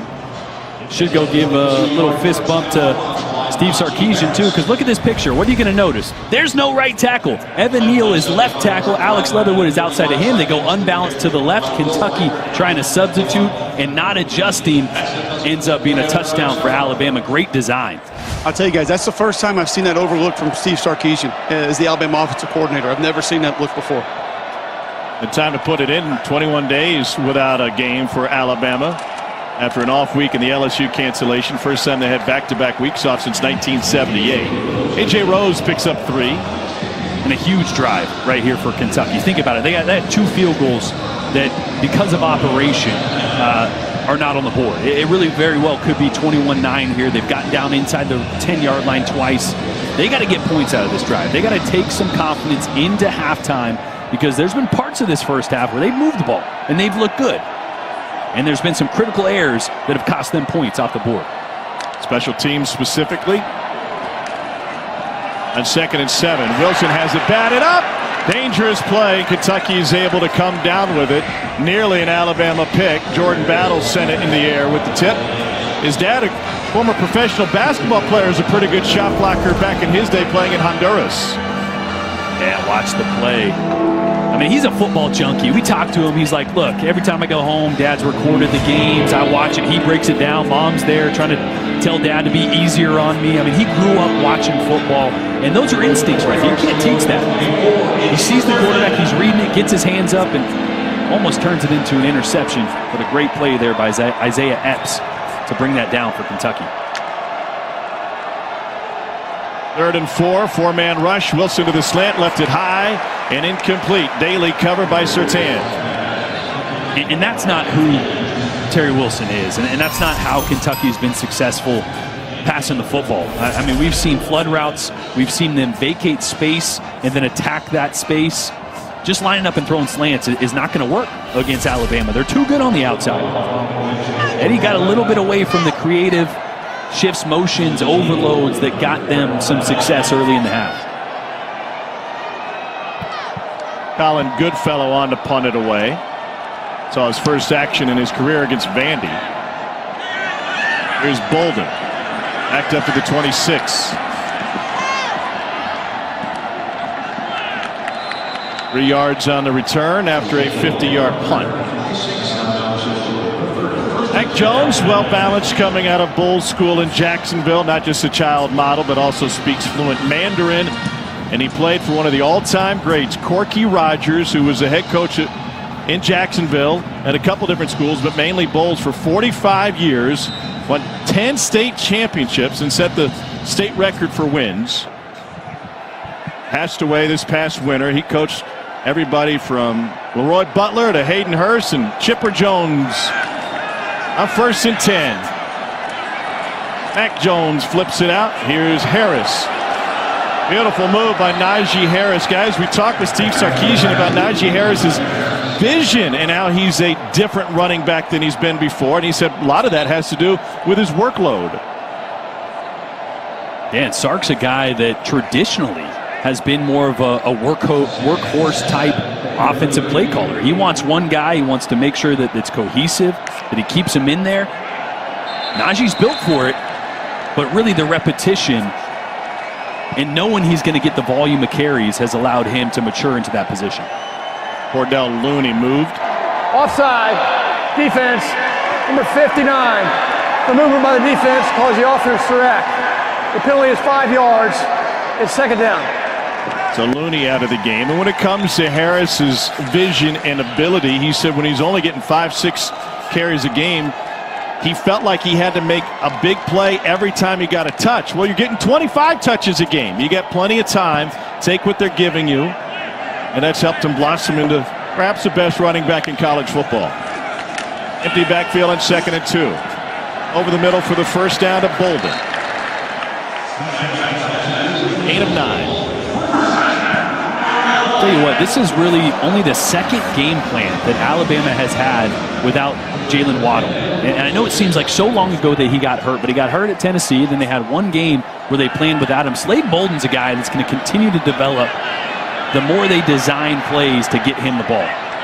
Jones trying to stay behind the line of scrimmage, flips it to Billingsley. Pickup of 16, going tempo now with 1:19 left in the half. Alabama trying to add to their total. And this is where they're so dangerous because they have a veteran quarterback that understands the offense. He could probably call these plays on his own. He knows what Sark wants to go to. Now a Kentucky player down at the top of your screen there. And so that'll slow Alabama's offense before Mac Jones got back behind center. An 11 of 13 start to this game for 164 yards. It's the veteran Kelvin Joseph, the LSU transfer, is getting stretched out. And I tell you what, if you're Steve Sarkisian and you see number 1 down there with cramps, I'm thinking of taking a shot. And that might be what he's talking to Mac Jones about right now. And for 2 reasons, right? I mean, anytime a defensive back goes down or anybody goes down with a cramp when the other team is looking to go tempo, the assumption is, well, they're just trying to stop our momentum. So why not attack that position specifically? Yeah, and you never know. You know, is it gamesmanship and is he just acting or is it really a cramp? Either way, Kelvin's one of their best cover guys on the back end, and Alabama's got a few different guys that can take the top off. 1st and 10 here, still 1 minute and 12 seconds left, all timeouts. So if you're Alabama, you have an eternity. You can afford to take a shot and then come back and run the football on 2nd down if you don't get it. Keep an eye and see if number 1 returns next play. 1:10 remaining and rolling. Looking to the right side, back to the left. Jones now over the middle. Ball up in the air and incomplete. Off the hands of Devontae Smith.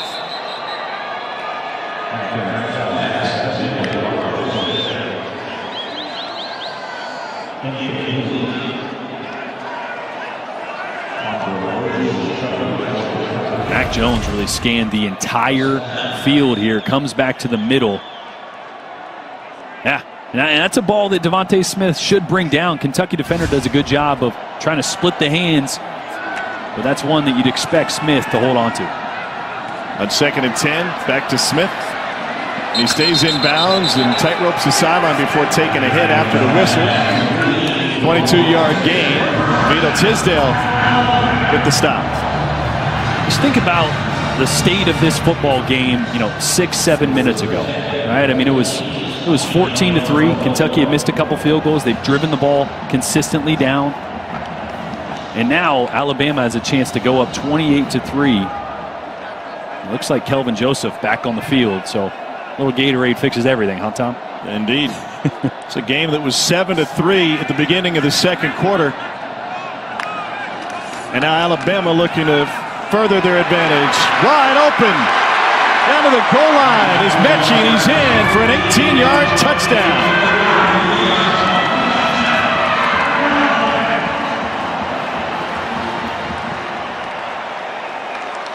And they're going to fake a screen to the top right here.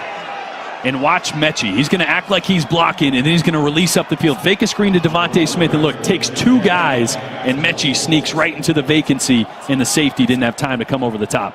I mean, that's the thing. A good receiver like Smith, he's going to make some big plays, but he's also going to make an opportunity for other guys to make some big plays. A 6-play, 71-yard scoring drive before the end of the half as Alabama was able to push it down the field in a hurry. And the #1 team in the country, not facing the same hangover teams like Ohio State and Florida had in their first halves today.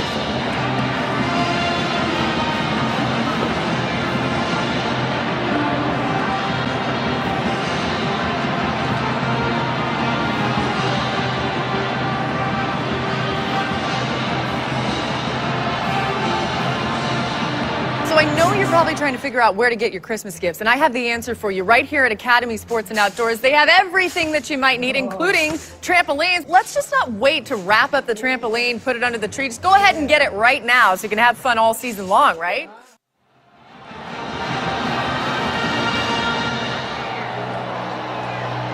What a performance by Mac Jones. He's thrown for 2 touchdowns on 13 completions. Najee Harris has a pair of rushing touchdowns. While other great teams struggled in their afternoon time slots, no struggles for Alabama. Zach Johnson takes a fair catch. Ohio State got all they could handle from Indiana earlier today. Yeah, they did. And Vanderbilt had a first-half lead on Florida before the Gators put it together in the second half. There was drama everywhere. Trask and Florida ended up pulling out, but just how quickly things can change. Beginning of the second quarter, Kentucky's inside the red zone on a 3rd down and don't get it. Field goal was Barry Wilson 10 of 16 in this game. And a couple other touchdowns to follow, and now Kentucky's got to dig themselves out of a big hole.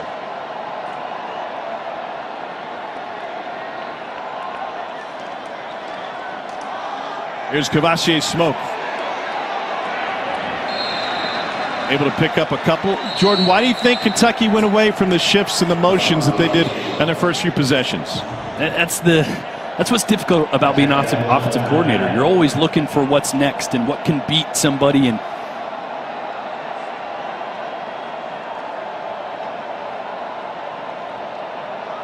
that's the thing. Eddie Grant even said, before the time off, he said, I was being a knucklehead. I was trying to reach for stuff. I was looking for opportunities, and I was getting away from what we did best. And I think he got away a little bit from what they did so well in the first quarter.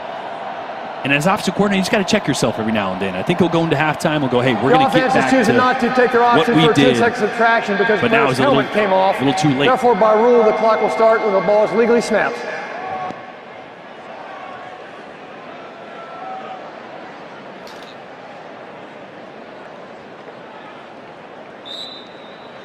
So 38 seconds left in a 2nd and 7.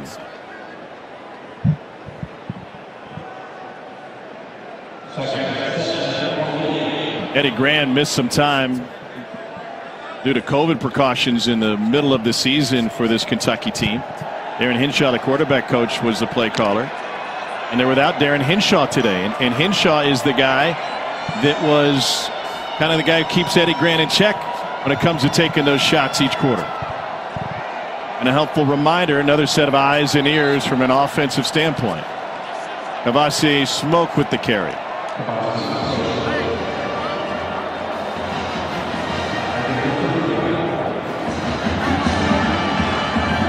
That looked like Kentucky's going to bother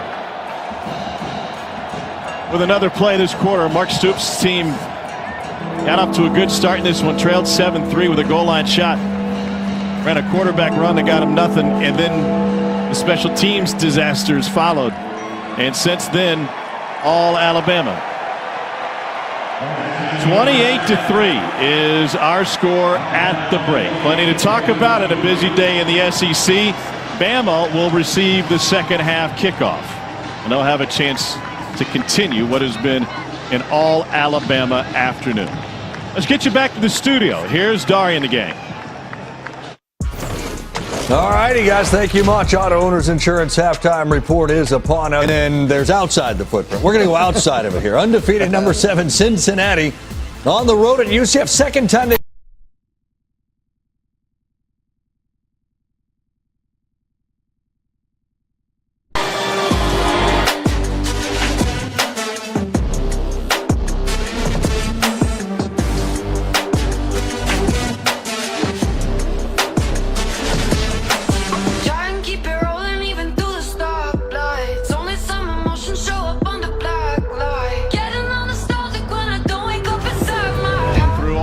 stoplights. SEC Network Football presented by Farm Ridge. Bryant-Denny Stadium, a beautiful late afternoon in Tuscaloosa. Getting ready to start the second half. First half, all Alabama.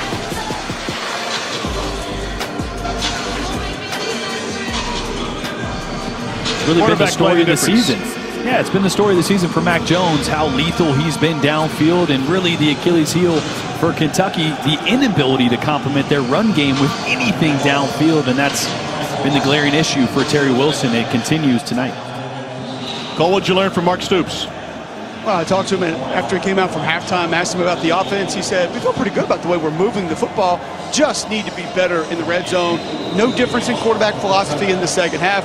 Also asked him about the defense and special teams. He said we're not going to change anything with our field goal procedure through at least the third quarter. Going to stick with it and obviously try to get points if we're in position.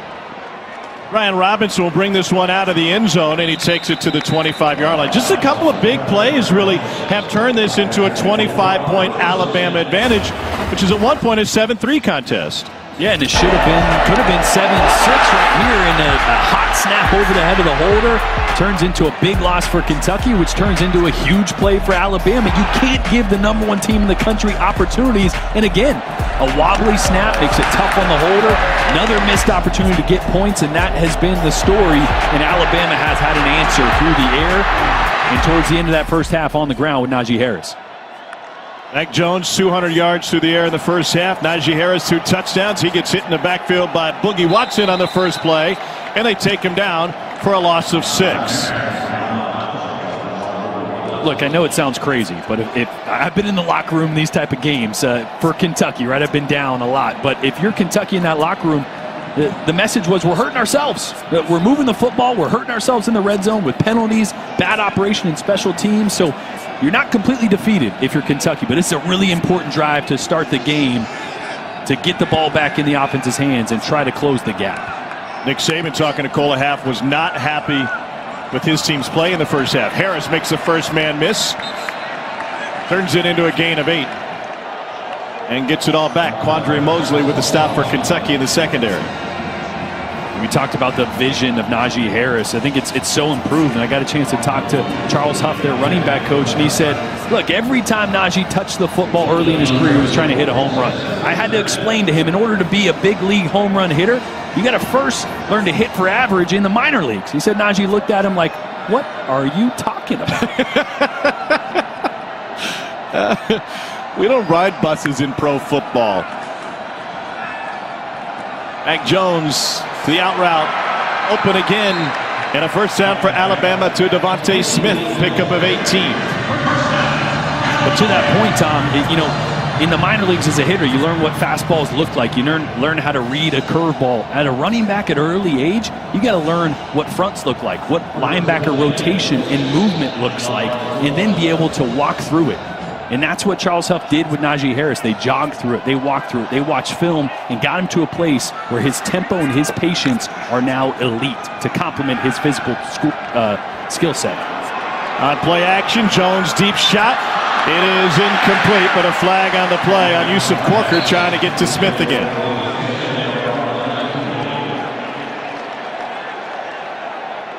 And again, when the run game is going, there's nothing more dangerous than the play action. And when you got Devontae Smith out there, just look how smooth he runs this route. Defense number 29.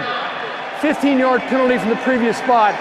Automatic first down. Greg McElroy earlier today on SEC Nation made a great point. He said Devontae reminds him of Marvin Harrison. And I thought from a physical standpoint that was a great comparison, but more so from a savviness standpoint. Like, he navigates routes and he finds space and he does it so fluidly. He never looks like he's running. And that's tough for a defender when a guy doesn't look like he's in his 5th gear, but really he's in his 5th gear. And that's why you got to sometimes get a flag to prevent a big play. Came into today with only 1 drop on 72 targets in the course of the season. Play action again. Jones going deep again. Right back to him, and it's intercepted by Kelvin Joseph. You know the vibe. He takes it past the 20, and Joseph takes it down. That's his 4th interception of the season, 12th for the Kentucky Wildcats. And that's really the first misstep on a deep ball I've seen out of Mac Jones. And this is great positioning by Kelvin Joseph. You talk about being in phase, hip to hip, then you find the ball, you lean and locate. That's a great job of leaning, right? Walling off Devontae Smith, locating the football, and being right in position. That is textbook for a corner, and Kelvin Joseph comes up with a huge play when Kentucky needed it. Man, it's a big play. He mentioned to us that they've gone one-on-one a number of times throughout their high school career, both in 7-7 and over the course of the summers. A.J. Rose in the backfield. Rose to the left side, has a monster hole on the edge, and he picks up 19 yards. Rare interception for Mac Jones, just his third of the season. And he looks frustrated with himself. And he should be. I think he was just a little late on that throw. I think he would have liked to release that a little sooner, and then you can't leave it inside. As a quarterback, the sideline is your best friend. You got to miss there if possible. But he'll rebound. Big shot for Kelvin Joseph, who's got a Tyler Hero jersey hanging on his wall back in Lexington. Wilson, incomplete. Bossman Fat's got a track, no handouts. He proved it there as he took that one away. Did you go back through the entire Bossman Fat catalog, Cole? All 7 songs? Yeah. You asked him on our call the other day, hey, what if Tom Jordan and I wanted to put out some tracks? Like, how easy would that be? I haven't gotten that look from a player in my entire career. He shut it down. He looked at us like, no, just don't even.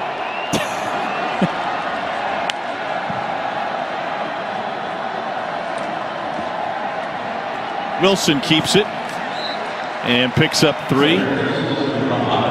My point in that conversation, Tom, was if you're a college football player, the first thing you don't have much of is time. And if you just wanted to try to get a song on, say, iTunes, what would that process even look like? How would we even begin that? Finding a producer, finding a beat, getting your lyrics, putting them down, finding somebody to download it, go and do the edits, all the different things that you need. What would that process even look like? I can't fathom being able to do that with everything you're juggling as a college football player. He thought he would be immediately eligible at Kentucky. That didn't work out for him. Had to sit out a year.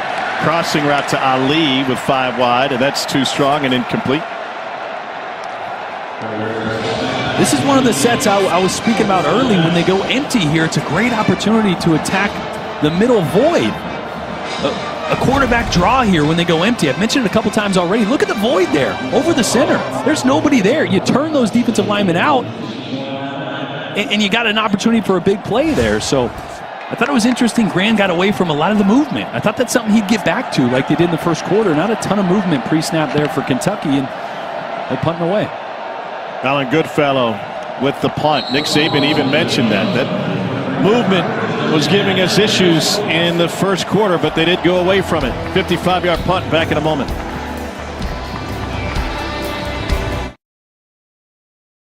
That's back on the field after the Mac Jones interception. We talked with Nick Saban about how Mac is tough on himself. You know, he comes from an athletic family. His dad played tennis at Florida State, then went on to a professional tennis career. His mom was also a college tennis player.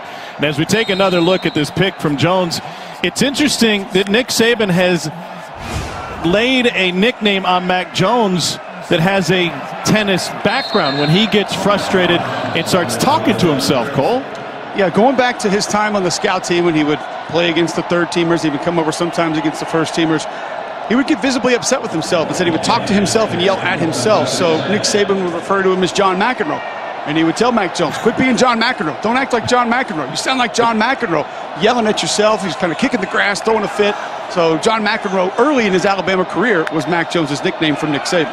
Good thing there aren't umpires in chairs here. Over the middle and incomplete. And it goes in line with what Jeremy Pruitt told us about Mac Jones first running the scout team offense back when Pruitt, now the Tennessee head coach, was the defensive coordinator at Bama. Jordan, he said that the Mac Jones you see now is nothing like the Mac Jones that was running the scout team. No, your eyes get wide. You're going against the #1 defense. You're forgetting snaps. You're forgetting motions. That's what Pruitt said. He said he couldn't even get the guys lined up. And so it's amazing to look at his progression and development over the years, you know, as a quarterback with the X's and O's, but also what Cole was talking about there. There's nothing that's more important, I think, than to Nick Saban than body language and leadership, right? And when you're frustrated with yourself, when you're fidgeting, that affects the other 10 guys and the entire team around you. And that's one of the reasons he kind of made fun of him for it, but also pushed him to eliminate that negative body language as much as possible. Saban shared a story with us yesterday about A.J. McCarron, whose freshman year was running with the third team in a scrimmage and had to deal with the drops and bad plays by his teammates. He marched into Saban's office afterwards and he said, "Why do you have me running with third team?" And Nick told him, "You know what? The only thing you're being judged on today was your leadership, and the way you pouted and got on your teammates made you a bad teammate and disliked by them through this one scrimmage. You failed the one test." McCarron got it right. He ended up being the backup later that season, and, well, he ended up with a just fine Alabama career. How cool is that? I mean, just the wherewithal, and I mean, the depth of coaching knowledge and the depth to which Nick Saban will test his players, right? He knew McCarron should have been competing for the starting job, but he wanted to see how he responded as a leader. He didn't care about the throws. That's one of the reasons he continues to develop guys. Intercepted by Alabama, and this one's going the other way. A pick six for Jordan Battle and a 44-yard return. Well, what did I say about Jordan Battle earlier in the game? He's a film junkie, right? Said it on a play where Terry Wilson threw a slant. What'd they do here? They lined up and ran slants. I mean, there's no motion, there's no shifting. They just lined up, ran a slant. And when you got Jordan Battle sitting out there, recognizing it again, he goes, "Oh, I saw this last time. Last time I knocked it down at the line of scrimmage. This time, I'm taking it to the house." Officially 45 yards on the pick six. He met you on our Zoom call this week, and he said, "Hey, nice name." I think maybe he has a better smile than you do. Oh, These guys having a blast.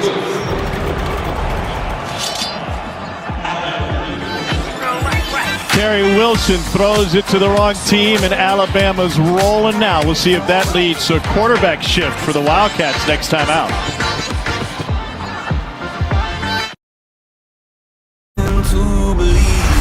ESPN, home of the college football playoff. Interesting conversation with Nick Saban about shifting the postseason dates. Get to that in a moment. Best chance to reach the playoff, according to our All-State playoff predictor. Alabama checking in 89%. BYU is blowing away teams from North Alabama right now. They got a 25% chance. Cincinnati with a key win today. A&M. Alabama runs the table. They got a good shot. If Alabama runs the table, they'll be sitting at 9-1. I mean, okay, presuming they win out, which is a good opportunity they do. It'll be tough, but there could be a 9-1 team there sitting on the outside with an opportunity. Joey Gatewood's going to take over quarterback for Kentucky. The Auburn transfer played a little bit against Vandy, did not attempt to pass, but got the start against Georgia. Completed 15 passes at only 91 yards. What's the purpose of going to Joey Gatewood at this moment?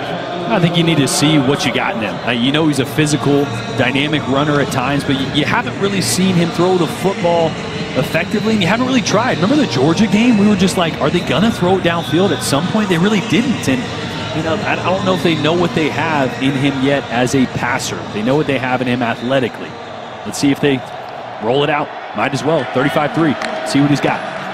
Got Kavashi Smoke with him in the backfield. And they will hand it off to Smoke, who finds it going tough. Just 1 yard over the right side and thrown to the ground by Christian Barmore. Boy, Barmore's made a couple big boy plays tonight. He's tossed a couple Kentucky O-linemen out of the way.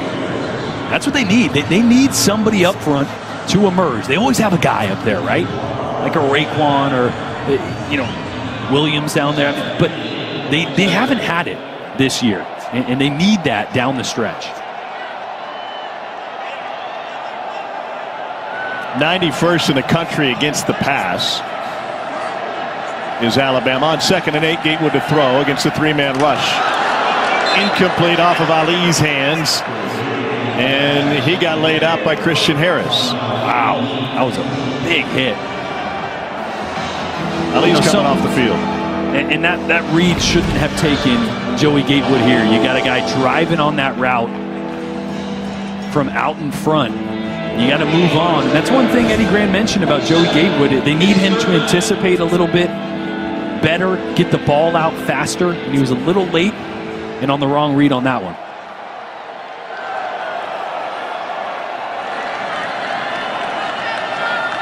Gatewood was a 4-star recruit coming out of Bartram Trail High School in Jacksonville.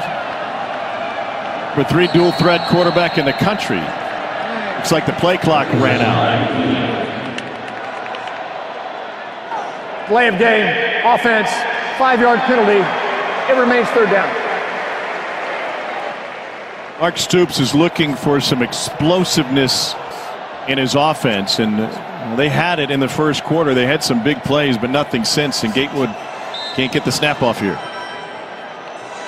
That's one of the things that it may seem easy, but it's just when you're out on the field and it's not practice, your eyes are everywhere, your mind is everywhere but that big clock right in front of you, down by the goalpost, and that's really where it needs to be. You need to have an understanding of that clock. But you mentioned it, the explosive plays. Haven't really seen it, and they haven't done the motions, haven't done the shifts.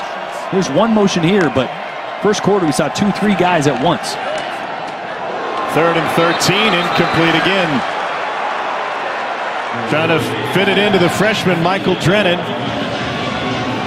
DeMarco Helms out of DeMatha, a basketball school in the D.C. area, comes up with a big football play. That's not a tough game to pick up inside. If Alabama walks up a linebacker in one of the A-gaps, you can almost rest assured it's a 3-man game inside. I'd say 85-90% of the time, that's what you're going to get. That's what you got right there. The middle 3 don't switch it off, thus quarterback takes a hit. Devontae Smith now in a punt return. Slade Bolden looked like he was injured on the previous punt. He's been in the medical tent. Smith from the 30. Smith trying to get the edge. Clean block there to the 40, to the 50, to the other 40, and he's taken down in Kentucky territory after a sensational return of 42 yards.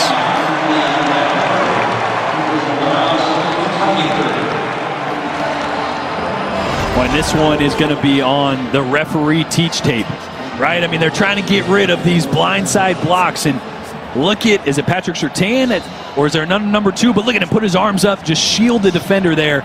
It opens up the hole in the lane for Devontae Smith.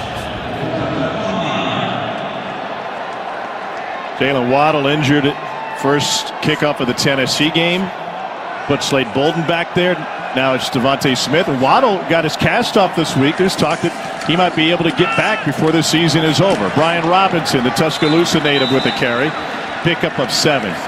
So there's a lot still to come for this Alabama team, both as a team and when it comes to individual honors. And Mac Jones certainly part of the Heisman conversation. Injured players Brandon Eccles for Kentucky. So if you look at the numbers that some very talented quarterbacks have put up, let's treat this, as they call in the business, as a blind reveal. Who do you like, Jordan? Tell you what, I like those 2 guys on the right side, just looking at the blind reveal, right? Almost 80%. Guy on the left, a bunch of touchdown passes. I mean, I think I know who they are. This is like going to Braves together and playing the hat game. Like, where is the marble? Under which hat? Joe Burrow from last year had possibly the best season we've ever seen in college football, and Mac Jones has put up similar numbers. You know what's impressive about Mac and Kyle? All SEC games. Those numbers you see from Burrow, 4 of those 6 games for Burrow, 3 were non-conference: Georgia Southern, Northwestern State, Utah State. The other was Vandy. 18 of his touchdowns came against those 4 teams. And Trask and Jones have done it against all SEC opponents. I mean, there is an asterisk by this year, and for the guys that are playing well, it's a good asterisk. To be fair, Burrow continued on that same pace second half of the season. But let's talk about Mac Jones a little bit. Well, I mean, there's just so many things he does so well, and it's great because he doesn't have a huge arm. He's not a dual threat guy, but he's so accurate. Tonight, he's by times when he needed to. He was accurate downfield.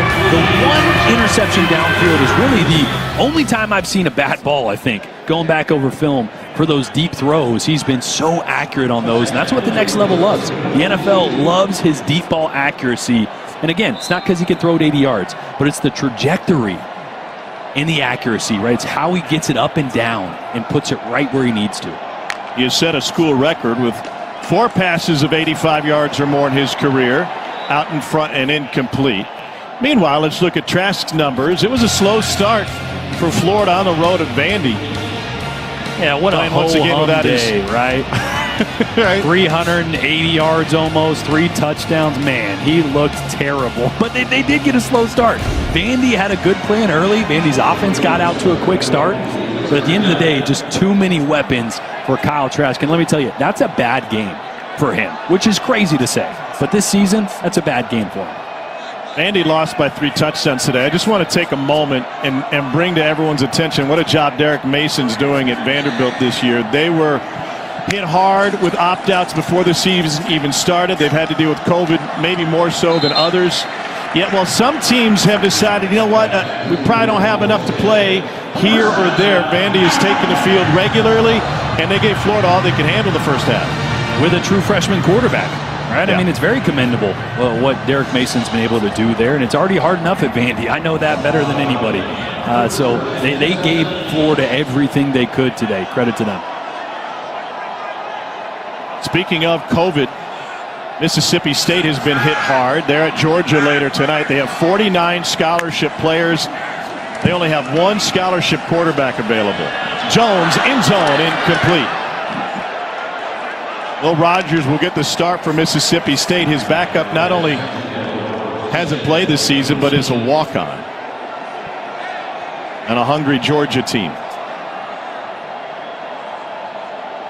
Alabama perfect in the red zone tonight, Cole. Yeah, nice blitz pick up there by Landon Dickerson, Alabama center. And good job patiently waiting that route to open up. That ball actually standing right here in the back of the end zone.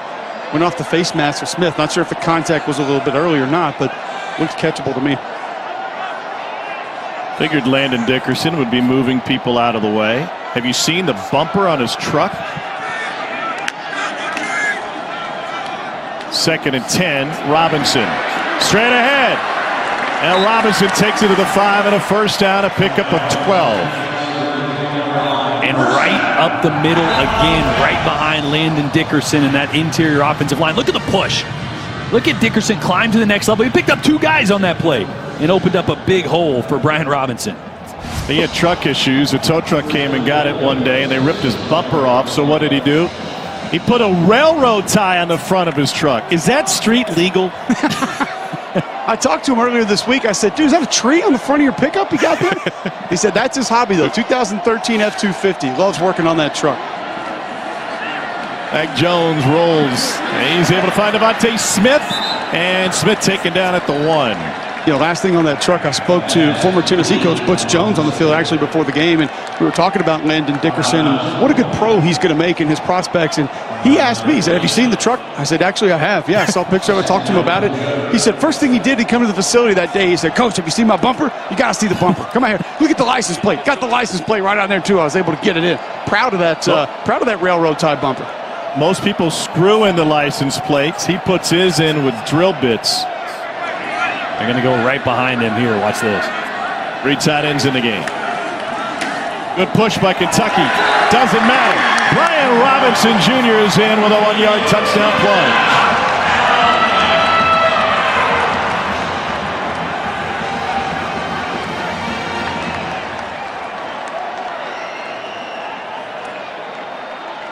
Well, that time, Dickerson got in a little bit of a fender bender to start that play.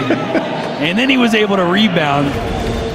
Kentucky did a good job of driving out. Watch him up front here. He gets pushed back a little bit, but recovers and is able to help push. Not that he maybe needed to, but. Extra point is good after a 7-play, 29-yard drive. And Nick Saban's team has extended its advantage. Tied in control late in the 3rd quarter. City of Roses, Bryce Young getting loose on the Alabama sideline behind Mac Jones.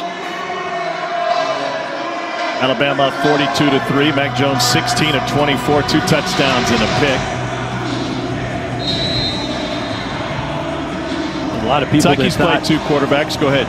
A lot of people that thought Bryce Young might take over at some point this year before, obviously, the season started, and Mac has played out of his mind, so no need to take that, but it'd be good to see the young kid toss it around. Speaking of new quarterbacks, might see a new one for Georgia tonight. JT Daniels expected to get the start as Georgia matches up with Mississippi State right here on the SEC Network at 7:30. Same time over on the alternate channel, Eli Drinkwitz Missouri Tigers take on South Carolina as they return to action without Will Muschamp. Mississippi State averaging its fewest points and yards per game since 2008 under the Pirate. Jeez, right before Dan Mullen took over.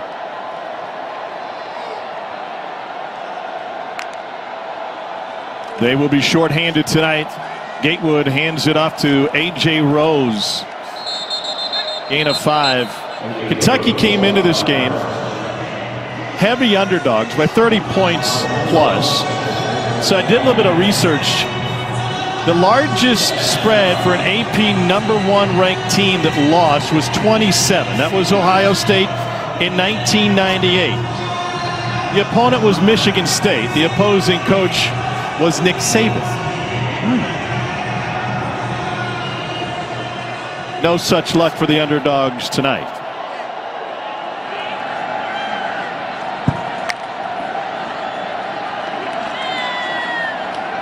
Gatewood almost picked up. Battle almost got his second.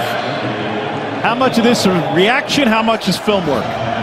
Oh, it's everything. I mean, you got to have the film work to allow your athleticism to take over. If you have good instincts, it starts with the film work. Just watch the instincts of Battle as he breaks on these balls. I mean, he's playing that inside out. He's essentially running the route. He knows where the ball's going, and that's one of the things with Gatewood. It looks right now that he's looking at one option, right? He knows the play and he knows where he wants to go, and he's just not moving on because last couple throws, it hasn't been there.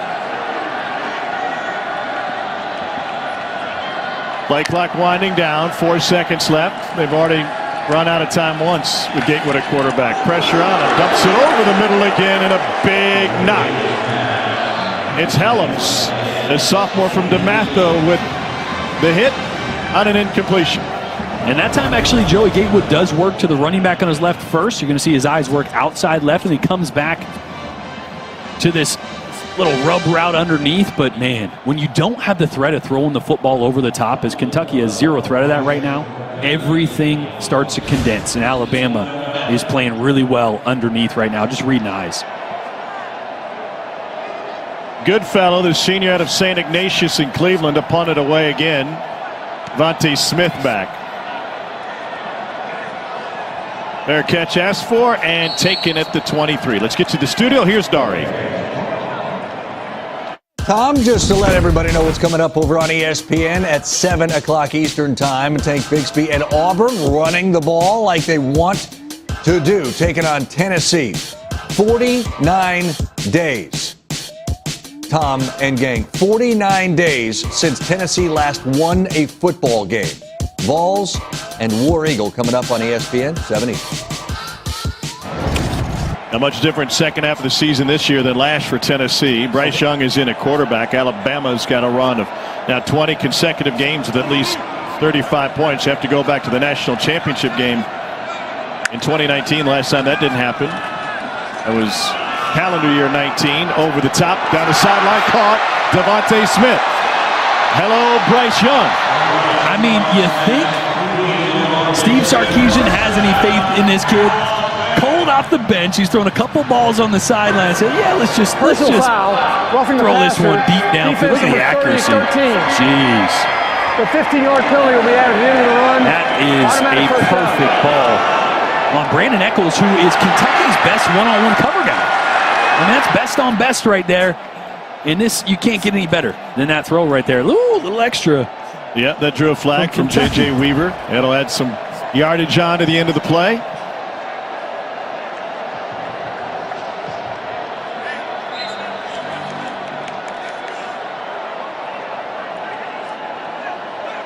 Longest completion in the early career for Bryce Young for 36 yards.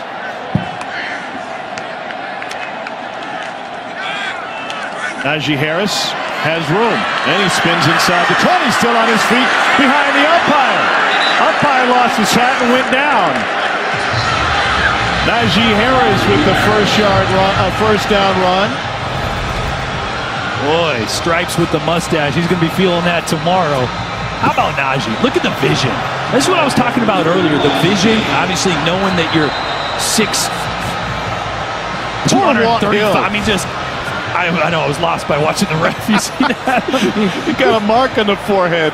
But where do you go? You know, you can't hide. How about Eccles yanking him right back into the pile? I'd have to put a bag of frozen peas on the forehead when he goes to bed tonight. Walt looks like he's given and taken some in his life. He's well built. See, they're really not talking about anything except they're laughing at him right now. They all got those microphones and go, man, like, hey, get out of the way. Let's all talk about what just happened to Walt. Can't wait to see him at the 6 a.m. flight out of Birmingham tomorrow. Oh, it's amazing. Well, a forearm shiver. Oh, then his legs get taken out. That doesn't feel good. Pull that gator up a little bit higher, maybe. He's running high right now. Back to the ground game, and Najee Harris picks up 8. We talked with Nick Saban yesterday and brought up the fact that there's been discussion that there may be movement in the playoff calendar, whether that be in regard to the SEC championship game moving back after Christmas, the playoffs, and the national championship. He said, listen, these players have been practicing like this is the 11th week of the season. We can't extend it any further. They don't deserve that. We've got to think about the players more. Now, there's a lot of different people involved in those discussions, but make no mistake about it, Nick Saban will insist that his voice is heard.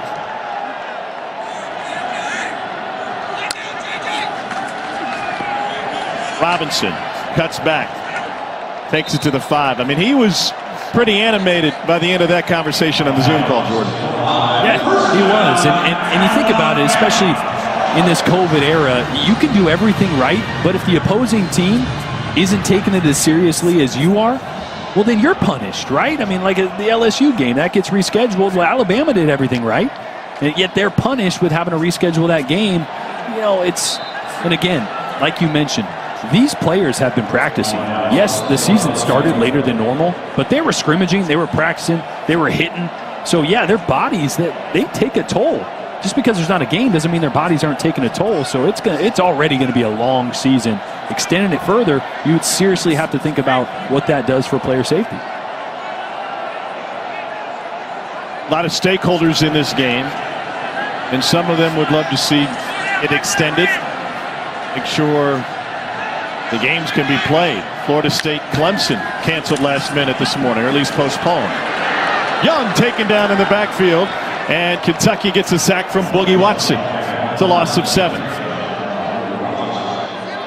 That's just knowing down in the red zone where your stress areas are. As a young quarterback, protections are usually the thing that come later on in your development, understanding where your stress points are, right? Just because you may be protected to one side, you may not be as strong to that side. And that time the slide went away from the left, and Young wasn't able to get the ball out in time.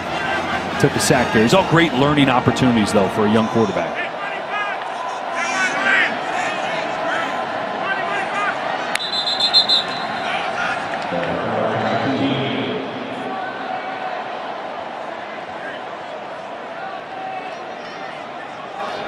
Ball start. Offense, number 65. 5-yard penalty. It remains 3rd down.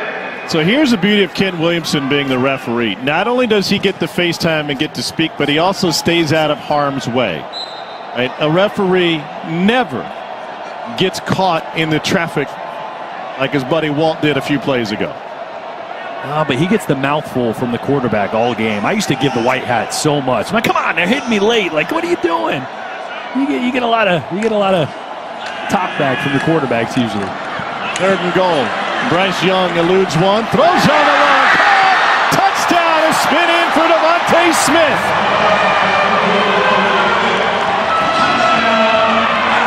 This is the new era of offense and the new prototypical attribute for quarterbacks in this day and age, the ability to get outside the pocket and throw off platform. Look what Young does here. It's a great move to get outside the pocket, and then watch the arm angle moving away. He fits that ball into a window that is not even there. Look at that accuracy. Wow.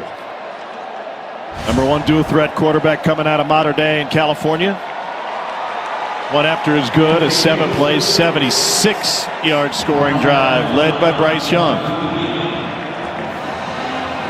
And Devontae Smith on the other end, the SEC all-time leader now in receiving touchdowns.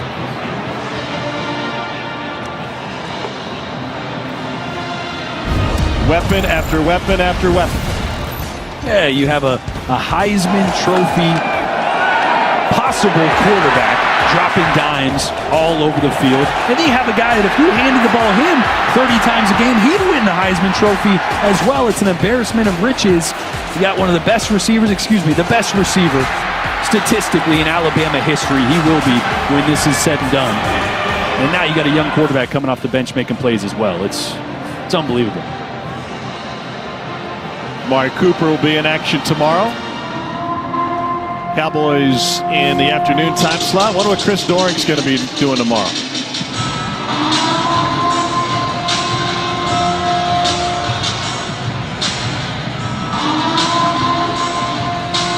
.142 to go in the third quarter. Bama by 46.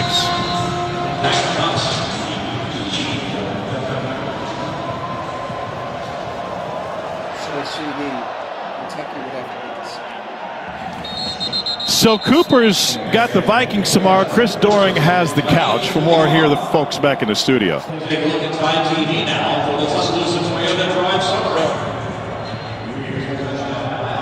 am I going to be doing tomorrow? It's my lone day off. And I appreciate Devontae for bringing my name back up, though. I don't think anybody actually knew that I had the touchdown record up until the last couple of weeks. So appreciate him for making me famous again, man. Seriously, as we've watched this happen, you knew it was going to happen sooner rather than later. How have you kind of dealt with the reality? Because you had this thing for 25 years, at least to split it. In the old days when I was less mature, I had that voodoo doll that I'd kind of wish bad things, really bad things, but just things to slow them down. Go to the NFL early. But it's been good to watch Devontae have so much success. Guys, kick it back to you.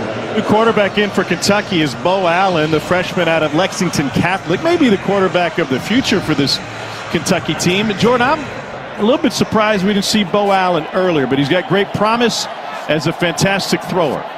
Yeah, it's been the Achilles heel for Kentucky, the inability to complement the run game. And I think Bo is the most natural thrower of the three quarterbacks. And he loses the football on the way down, but able to find it as Christian Harris got pressure on him.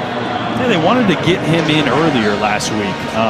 Got him in the fourth quarter when they were up 17. It ended up being a game towards the end against Vanderbilt, but he sees the field really well.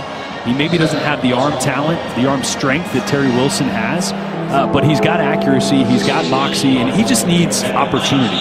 And although it's 49-3, that doesn't matter. This is great developmental opportunity for Bo Allen and his coaching staff to see what they have in him. On the Paul Hornung Award as the top player in the state of Kentucky, coming out of Lexington Catholic on 3rd and 16 now. Surveys, tries to scramble and gets taken down by Christopher Allen. And that'll bring up 4th down and an into the third quarter.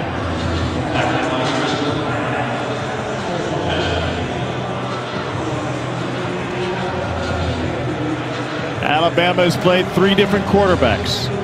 Wilson, Gatewood, and now, Kentucky has played 3 different. Wilson, Allen, and Gatewood, and none of them have been able to solve this Alabama defense. Pick 6 for Battle. A touchdown run for the senior Robinson, and Alabama continues to roll.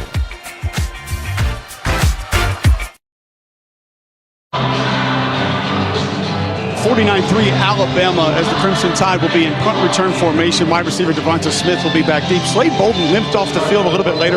Looked like he had his right ankle retaped, went into the injury tent, spent a lot of time there, and has not returned to this football game since, fellas. Number 85 for Alabama is now wearing number 60. 85 is wearing 60. So that's obviously key with Alabama's depth. The thought that Waddle may be returning late in this season. Kendall Randolph is now in the game wearing number 60 for Alabama. Tight end / offensive lineman. You heard that announced. Here's Devonta Smith from the 36. 48-yard punt and 8 on the return. Another look at Bryce Young, the fantastic freshman, calling the plays for Bama after this. Dari Noka in studio. Want to update Cincinnati trying to stay undefeated on the road at UCF. Derek Forrest with an interception for the Bearcats. 4 plays later, Desmond Ridder in for the touchdown. Cincy up 4, early 4. Desmond Ridder scores it. All right, Dari, thanks. It'll be interesting to see what the committee does with the rankings release show coming up on Tuesday night with the likes of Cincinnati and BYU. Pick up a 5 on first down as Bama goes deeper into the well. Ohio State had to hold on against number 9 Indiana. What a showing with Tom Allen's squad today. BYU rolling over North Alabama. Cole, what do you think BYU can do with schedule flexibility on the back end of their season? Well, I tell you what, they got an open date on December 19th, which, as we know, is Championship Saturday. I know there's another team that's currently undefeated that plays NC State that they could schedule a game with on that day if they wanted to. It's Hugh Freeze's Liberty Flames. But I do believe that they have some flexibility. And now with the Pac-12 also being able to schedule some non-conference games, if I'm UAB, I'm scooping up as many big-name opponents as possible, because the one thing that's going to keep them out of consideration is their resume when you're talking about the college football playoffs. Right, you meant BYU, obviously. 3rd and 2 now for Alabama and Bryce Young. I don't know if you're the Pac-12. I don't know if you schedule BYU. I mean, I know you want to get games, and that's why you've opened up the window to play non-conference. I think you just politely decline when the Cougars place a phone call, because if they get in, they're taking a spot that otherwise you would be competing for. All right, let me turn that around for you, though, Tom. If you're the Pac-12, let's say you're Mario Cristobal, you're Kyle Whittingham, and you go undefeated, are you going to have a resume good enough to realistically be considered for the college football playoff? I think the Pac-12 needs a BYU on their schedule to realistically be considered to get in. That's a fair point. I don't know anybody would have thought that would have been said any year besides 1984. Here's Jace McClellan with the big gain and a first down run, taking Bossman Fat with him. It's a pickup of 18. When it comes to the SEC conference, obviously in good position to get a team in at 97%. And second behind the Big Ten, odds of getting a second team in.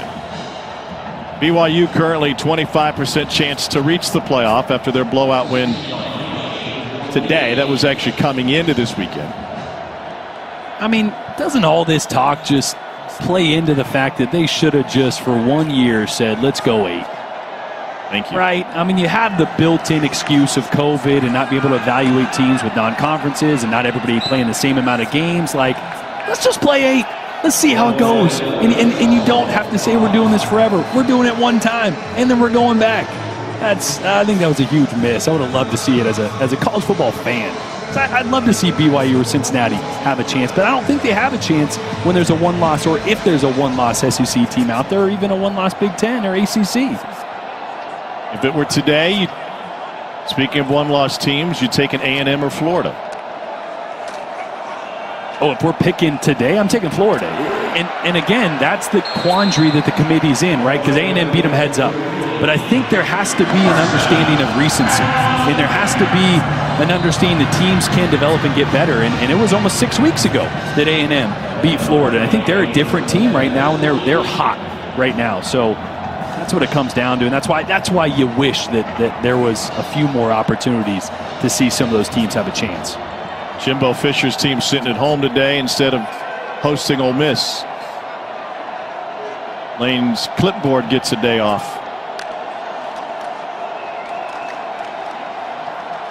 Roydell Williams, freshman from Hueytown High School, makes it straight ahead.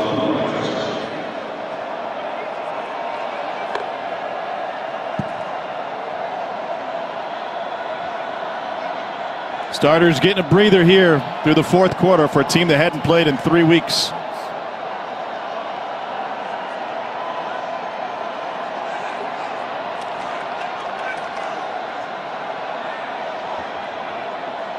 Mike Jones still with the helmet on, like he wants to get back in this game. Right, wears his helmet to bed. Here's Roydell Williams on the left side, and he crawls down to the 4.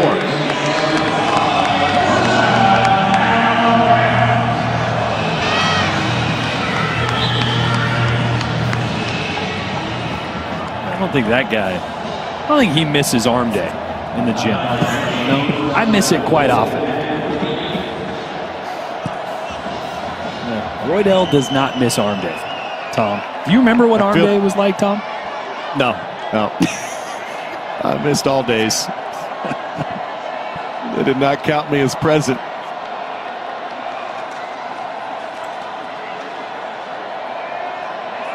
Williams again.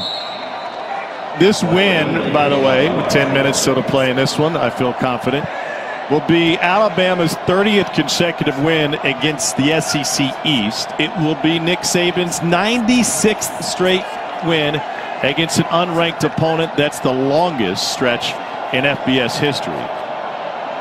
That's just ridiculous. I mean, everybody talks about the process. Everybody wonders why Saban assistants are held in such high regard. It's because of that. The consistency, the ability to ward off complacency. All the things that go into making a winning team that don't necessarily involve the X's and O's, he does unbelievably well. Williams is in for his first career touchdown from 2 yards out.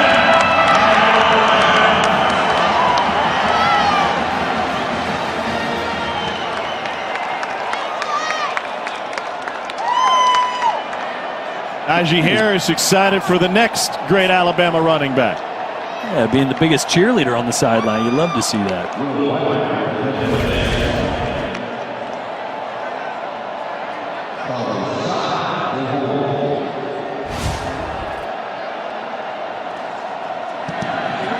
Reichard's extra point is good. 5.5 off the clock, a 10-play, 56-yard drive. And Roydell Williams punches it in for Nick Saban's team.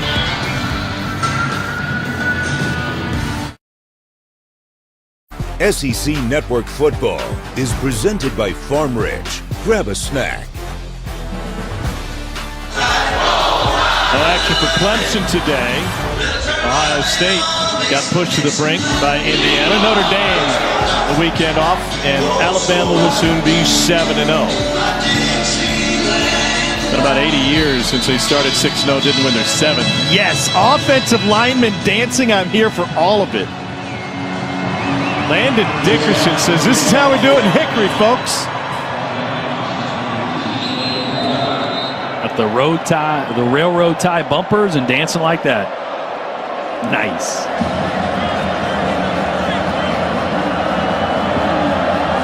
Chase Allen will kick off now for Bama. Up by 53. Fair catch taken. All right, those are the top 6. That was in reverse order, guys. Let's talk about yours. Aiming for the playoff predictor. Jordan's old haircut still looks good. I mean, there's no difference. Come on. What do you just... for my old haircut, or? No, see, and this is also yours. This is the recency bias, right? And this is why I had Florida ahead of Texas A&M, because I think right now they're a better team. But again, you can't fault Cole because Texas A&M has the head-to-head. You guys have Ohio State Notre Dame flip. Jordan, why you got Ohio State at 3? Just because I haven't seen enough out of them yet up until today, and we did that before what we saw. Even still, I just haven't seen a big enough body of work. But look, the rankings right now, and the rankings that we see on Tuesday, it's going to be a most deserving, right? They'll probably have Texas A&M ahead of Florida. They'll probably have Notre Dame ahead of Clemson because those teams deserve to be. But at some point down the road in the final selection, it's about the 4 best. You throw out the head-to-head if it happened 2 months ago, and you look at what teams have done over the last month and what their entire body of work is. So you end up finding the best 4, even though for a while I think it looks more like who's most deserving of the ranking. Why do you even play the first quarter of the season if we're going to throw it out? What's the point of even having it if we're just going to judge teams by the last 3 or 4 weeks? Well, no, I mean, if you have Young on the stop. To that logic, Cole, if Florida goes and beats Alabama, then they're a one-loss team. So is Texas A&M, and Texas A&M beat Florida, and Florida beat Bama. So what do you do there? Yeah, you look at the entire body of work, but right now Florida would have been a better team. I'm not saying that's going to happen. I'm just saying I think you got to look at how teams develop, and yes, you can't discount head-to-head, but teams do have a chance to develop from week 3 to whatever it is, week 10. Yeah, it's fair.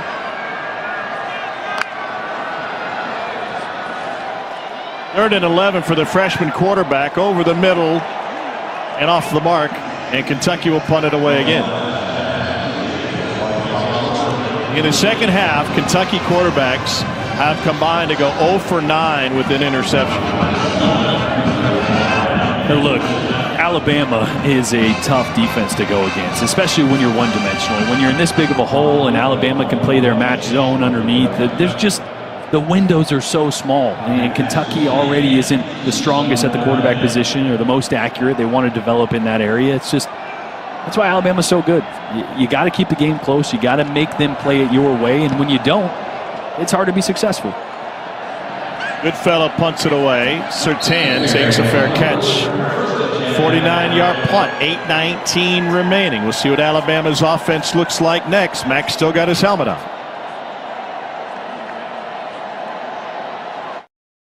Delicious nachos topped with all your favorites, only at Taco Bell. That actually looks really good right now, so I might take off early and hit the drive-thru if you guys are good with that. Oh, I'm texting my fiance right now. She's in a drive-thru. I'm telling her to get me something. I'm starving. Chili cheese burrito to go. Back to action, and Alabama runs it with Jace McClellan.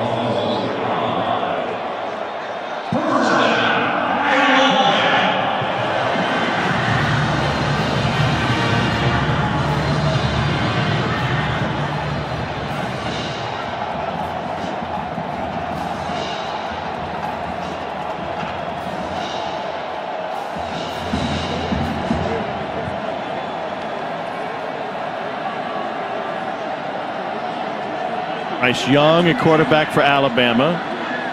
Interesting conversation with Saban yesterday, and we're talking about coaching staffs and personnel. He brought up the fact that they have a huge support staff, and he was defending it. Not that we called him out on it, but he felt the need to defend it. He said, listen, what people don't understand is that my support staff is made of people that I want to get to know. Steve Sarkisian is his offensive coordinator now. He said the hardest thing for a head coach to do, especially when you've been a head coach for a while, is to get to know others in the industry when it comes to assistant coaches and fill those spots. He said when you're an assistant, you know the other assistants. You know who's good. You know who works hard. You know who is a great recruiter. So a lot of these analyst positions he uses in that way. Remember, Steve Sarkisian had one of those when Lane Kiffin was the OC. Run deep on the left side for McClellan, and he's finally forced out of bounds. He used Mike Rowe as an example, who was an Alabama GA in 2009 and then came back to be a wide receivers coach a couple years later. He said, I want to get to know these guys. I want to know if they're good coaches. And then after they leave, they can come back and I know whether or not they'd be a fit on this staff. And it's really fascinating the way he uses those spots. And also, if before they left, they had and were exposed to either the offense or the defense, the scheme, the terminology, when they leave, they take some of that with them. And so when they do, and if they do come back, as Steve Sarkisian did and others have, they're not rewriting the playbook, right? Saban doesn't want to do that. What we do is what we do. Yes, he's open to making adaptations, and he's done that better than anybody and been open to that better than anybody, but the system is the system, and we'll make changes that fit our personnel, and that's why I think they've been so successful, turning over the coordinator positions, because a lot of that terminology and schematics and philosophy stays the same. Obtaining information and expanding your network is what that told me about Nick Saban right there. Yeah.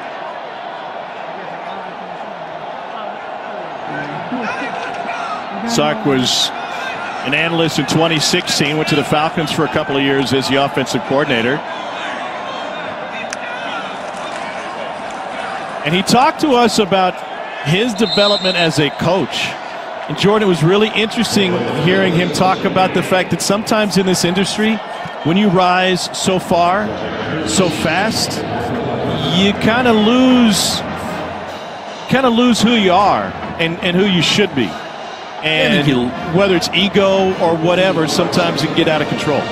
Yeah, I think you lose a sense of reality in a way, and I think you end up being never satisfied. I mean, all these successful coaches are of kind of the same personality. They're grinders. They have high aspirations. They're supremely confident in what they do. And when you rise so fast and you're so used to that, you lose sight of what's important at times. And Steve's had his ups and downs on and off the field in his coaching career, but you know, he said humility was something I really had to learn. And that's one of the things that I take to heart, and I've learned here under Nick Saban. And I've learned, too, that you have to work on yourself, right? I need to be the best Steve in order to be the best coordinator. And sometimes it takes a reset button at times to do that. But you're seeing an unbelievable play caller and an unbelievable person right now in Steve Sarkisian. I think that's why his name continues to get thrown around for head coaching vacancies. And Cole, when you're on a staff like this and you're constantly competing for national championships, it also allows you to be patient and in some ways picky to make sure that that next head coach offer you accept is going to be one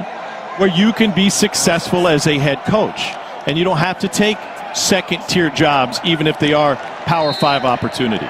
I don't think there's any doubt about it. And what better thing to have on your resume than being attached to Nick Saban, being attached to this Alabama program. And I think over Nick Saban's tenure, there's one thing that hasn't gotten a lot of attention that a lot of people haven't talked about is you rarely hear of an assistant that Nick Saban fired.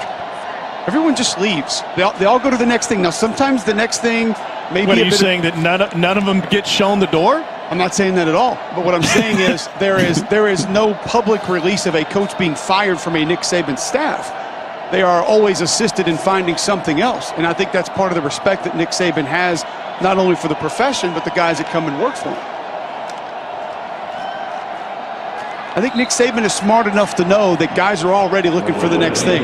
So a lot of times he'll help them find the next thing. And if he wants to replace someone, he's also going to help them find the next thing without just saying Monday morning at 7 a.m., hey, guess what, buddy? You don't have a job anymore. Do you ever see an empty old McDonald's building? No, but Pizza Hut all the time. Exactly right. Because even for some reason the McDonald's does close, they're going to raise that thing so you don't drive by and see, well, they failed on this corner. You don't see any failures coming out of Nick Saban's staff, even if they were no longer a fit on his staff. I could take you to a jewelry store. Again. I could take you to a jewelry store on Green Springs Avenue, about 45 minutes east, and show you an old McDonald's building. Probably more personal pan pizzas available in other buildings. 2:08 to go. Kentucky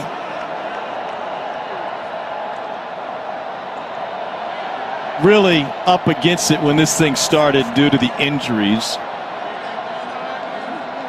And it added to it. Tyrell Asian on the sideline in street clothes now. Without their starting middle linebacker. A couple of safeties. Another linebacker in Jackson. Here's McClellan, and he's in with a touchdown run. Right in front of Cole.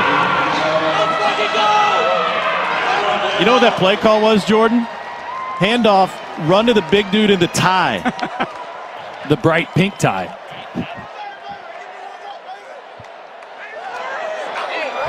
Don't stop till you get to Kublik. Cole, what would you do here? You're a linebacker. What are you doing here? He's coming right at you, 21. You break down, head back, put your face mask right in the chest, wrap up, drive your feet.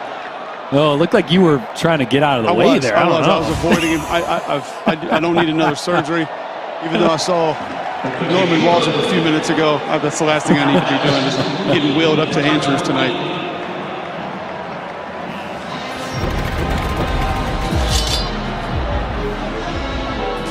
Look at this. Kublik versus McClellan.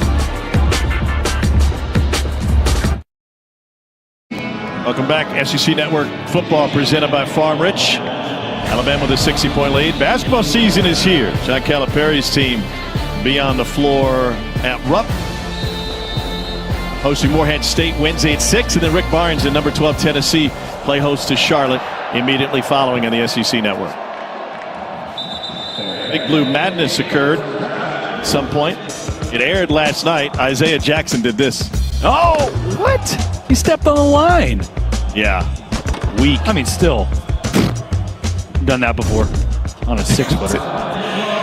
10s across the board. He told us afterwards, he said, yeah, I'd never really taken off from that far back before. It looked easy, too.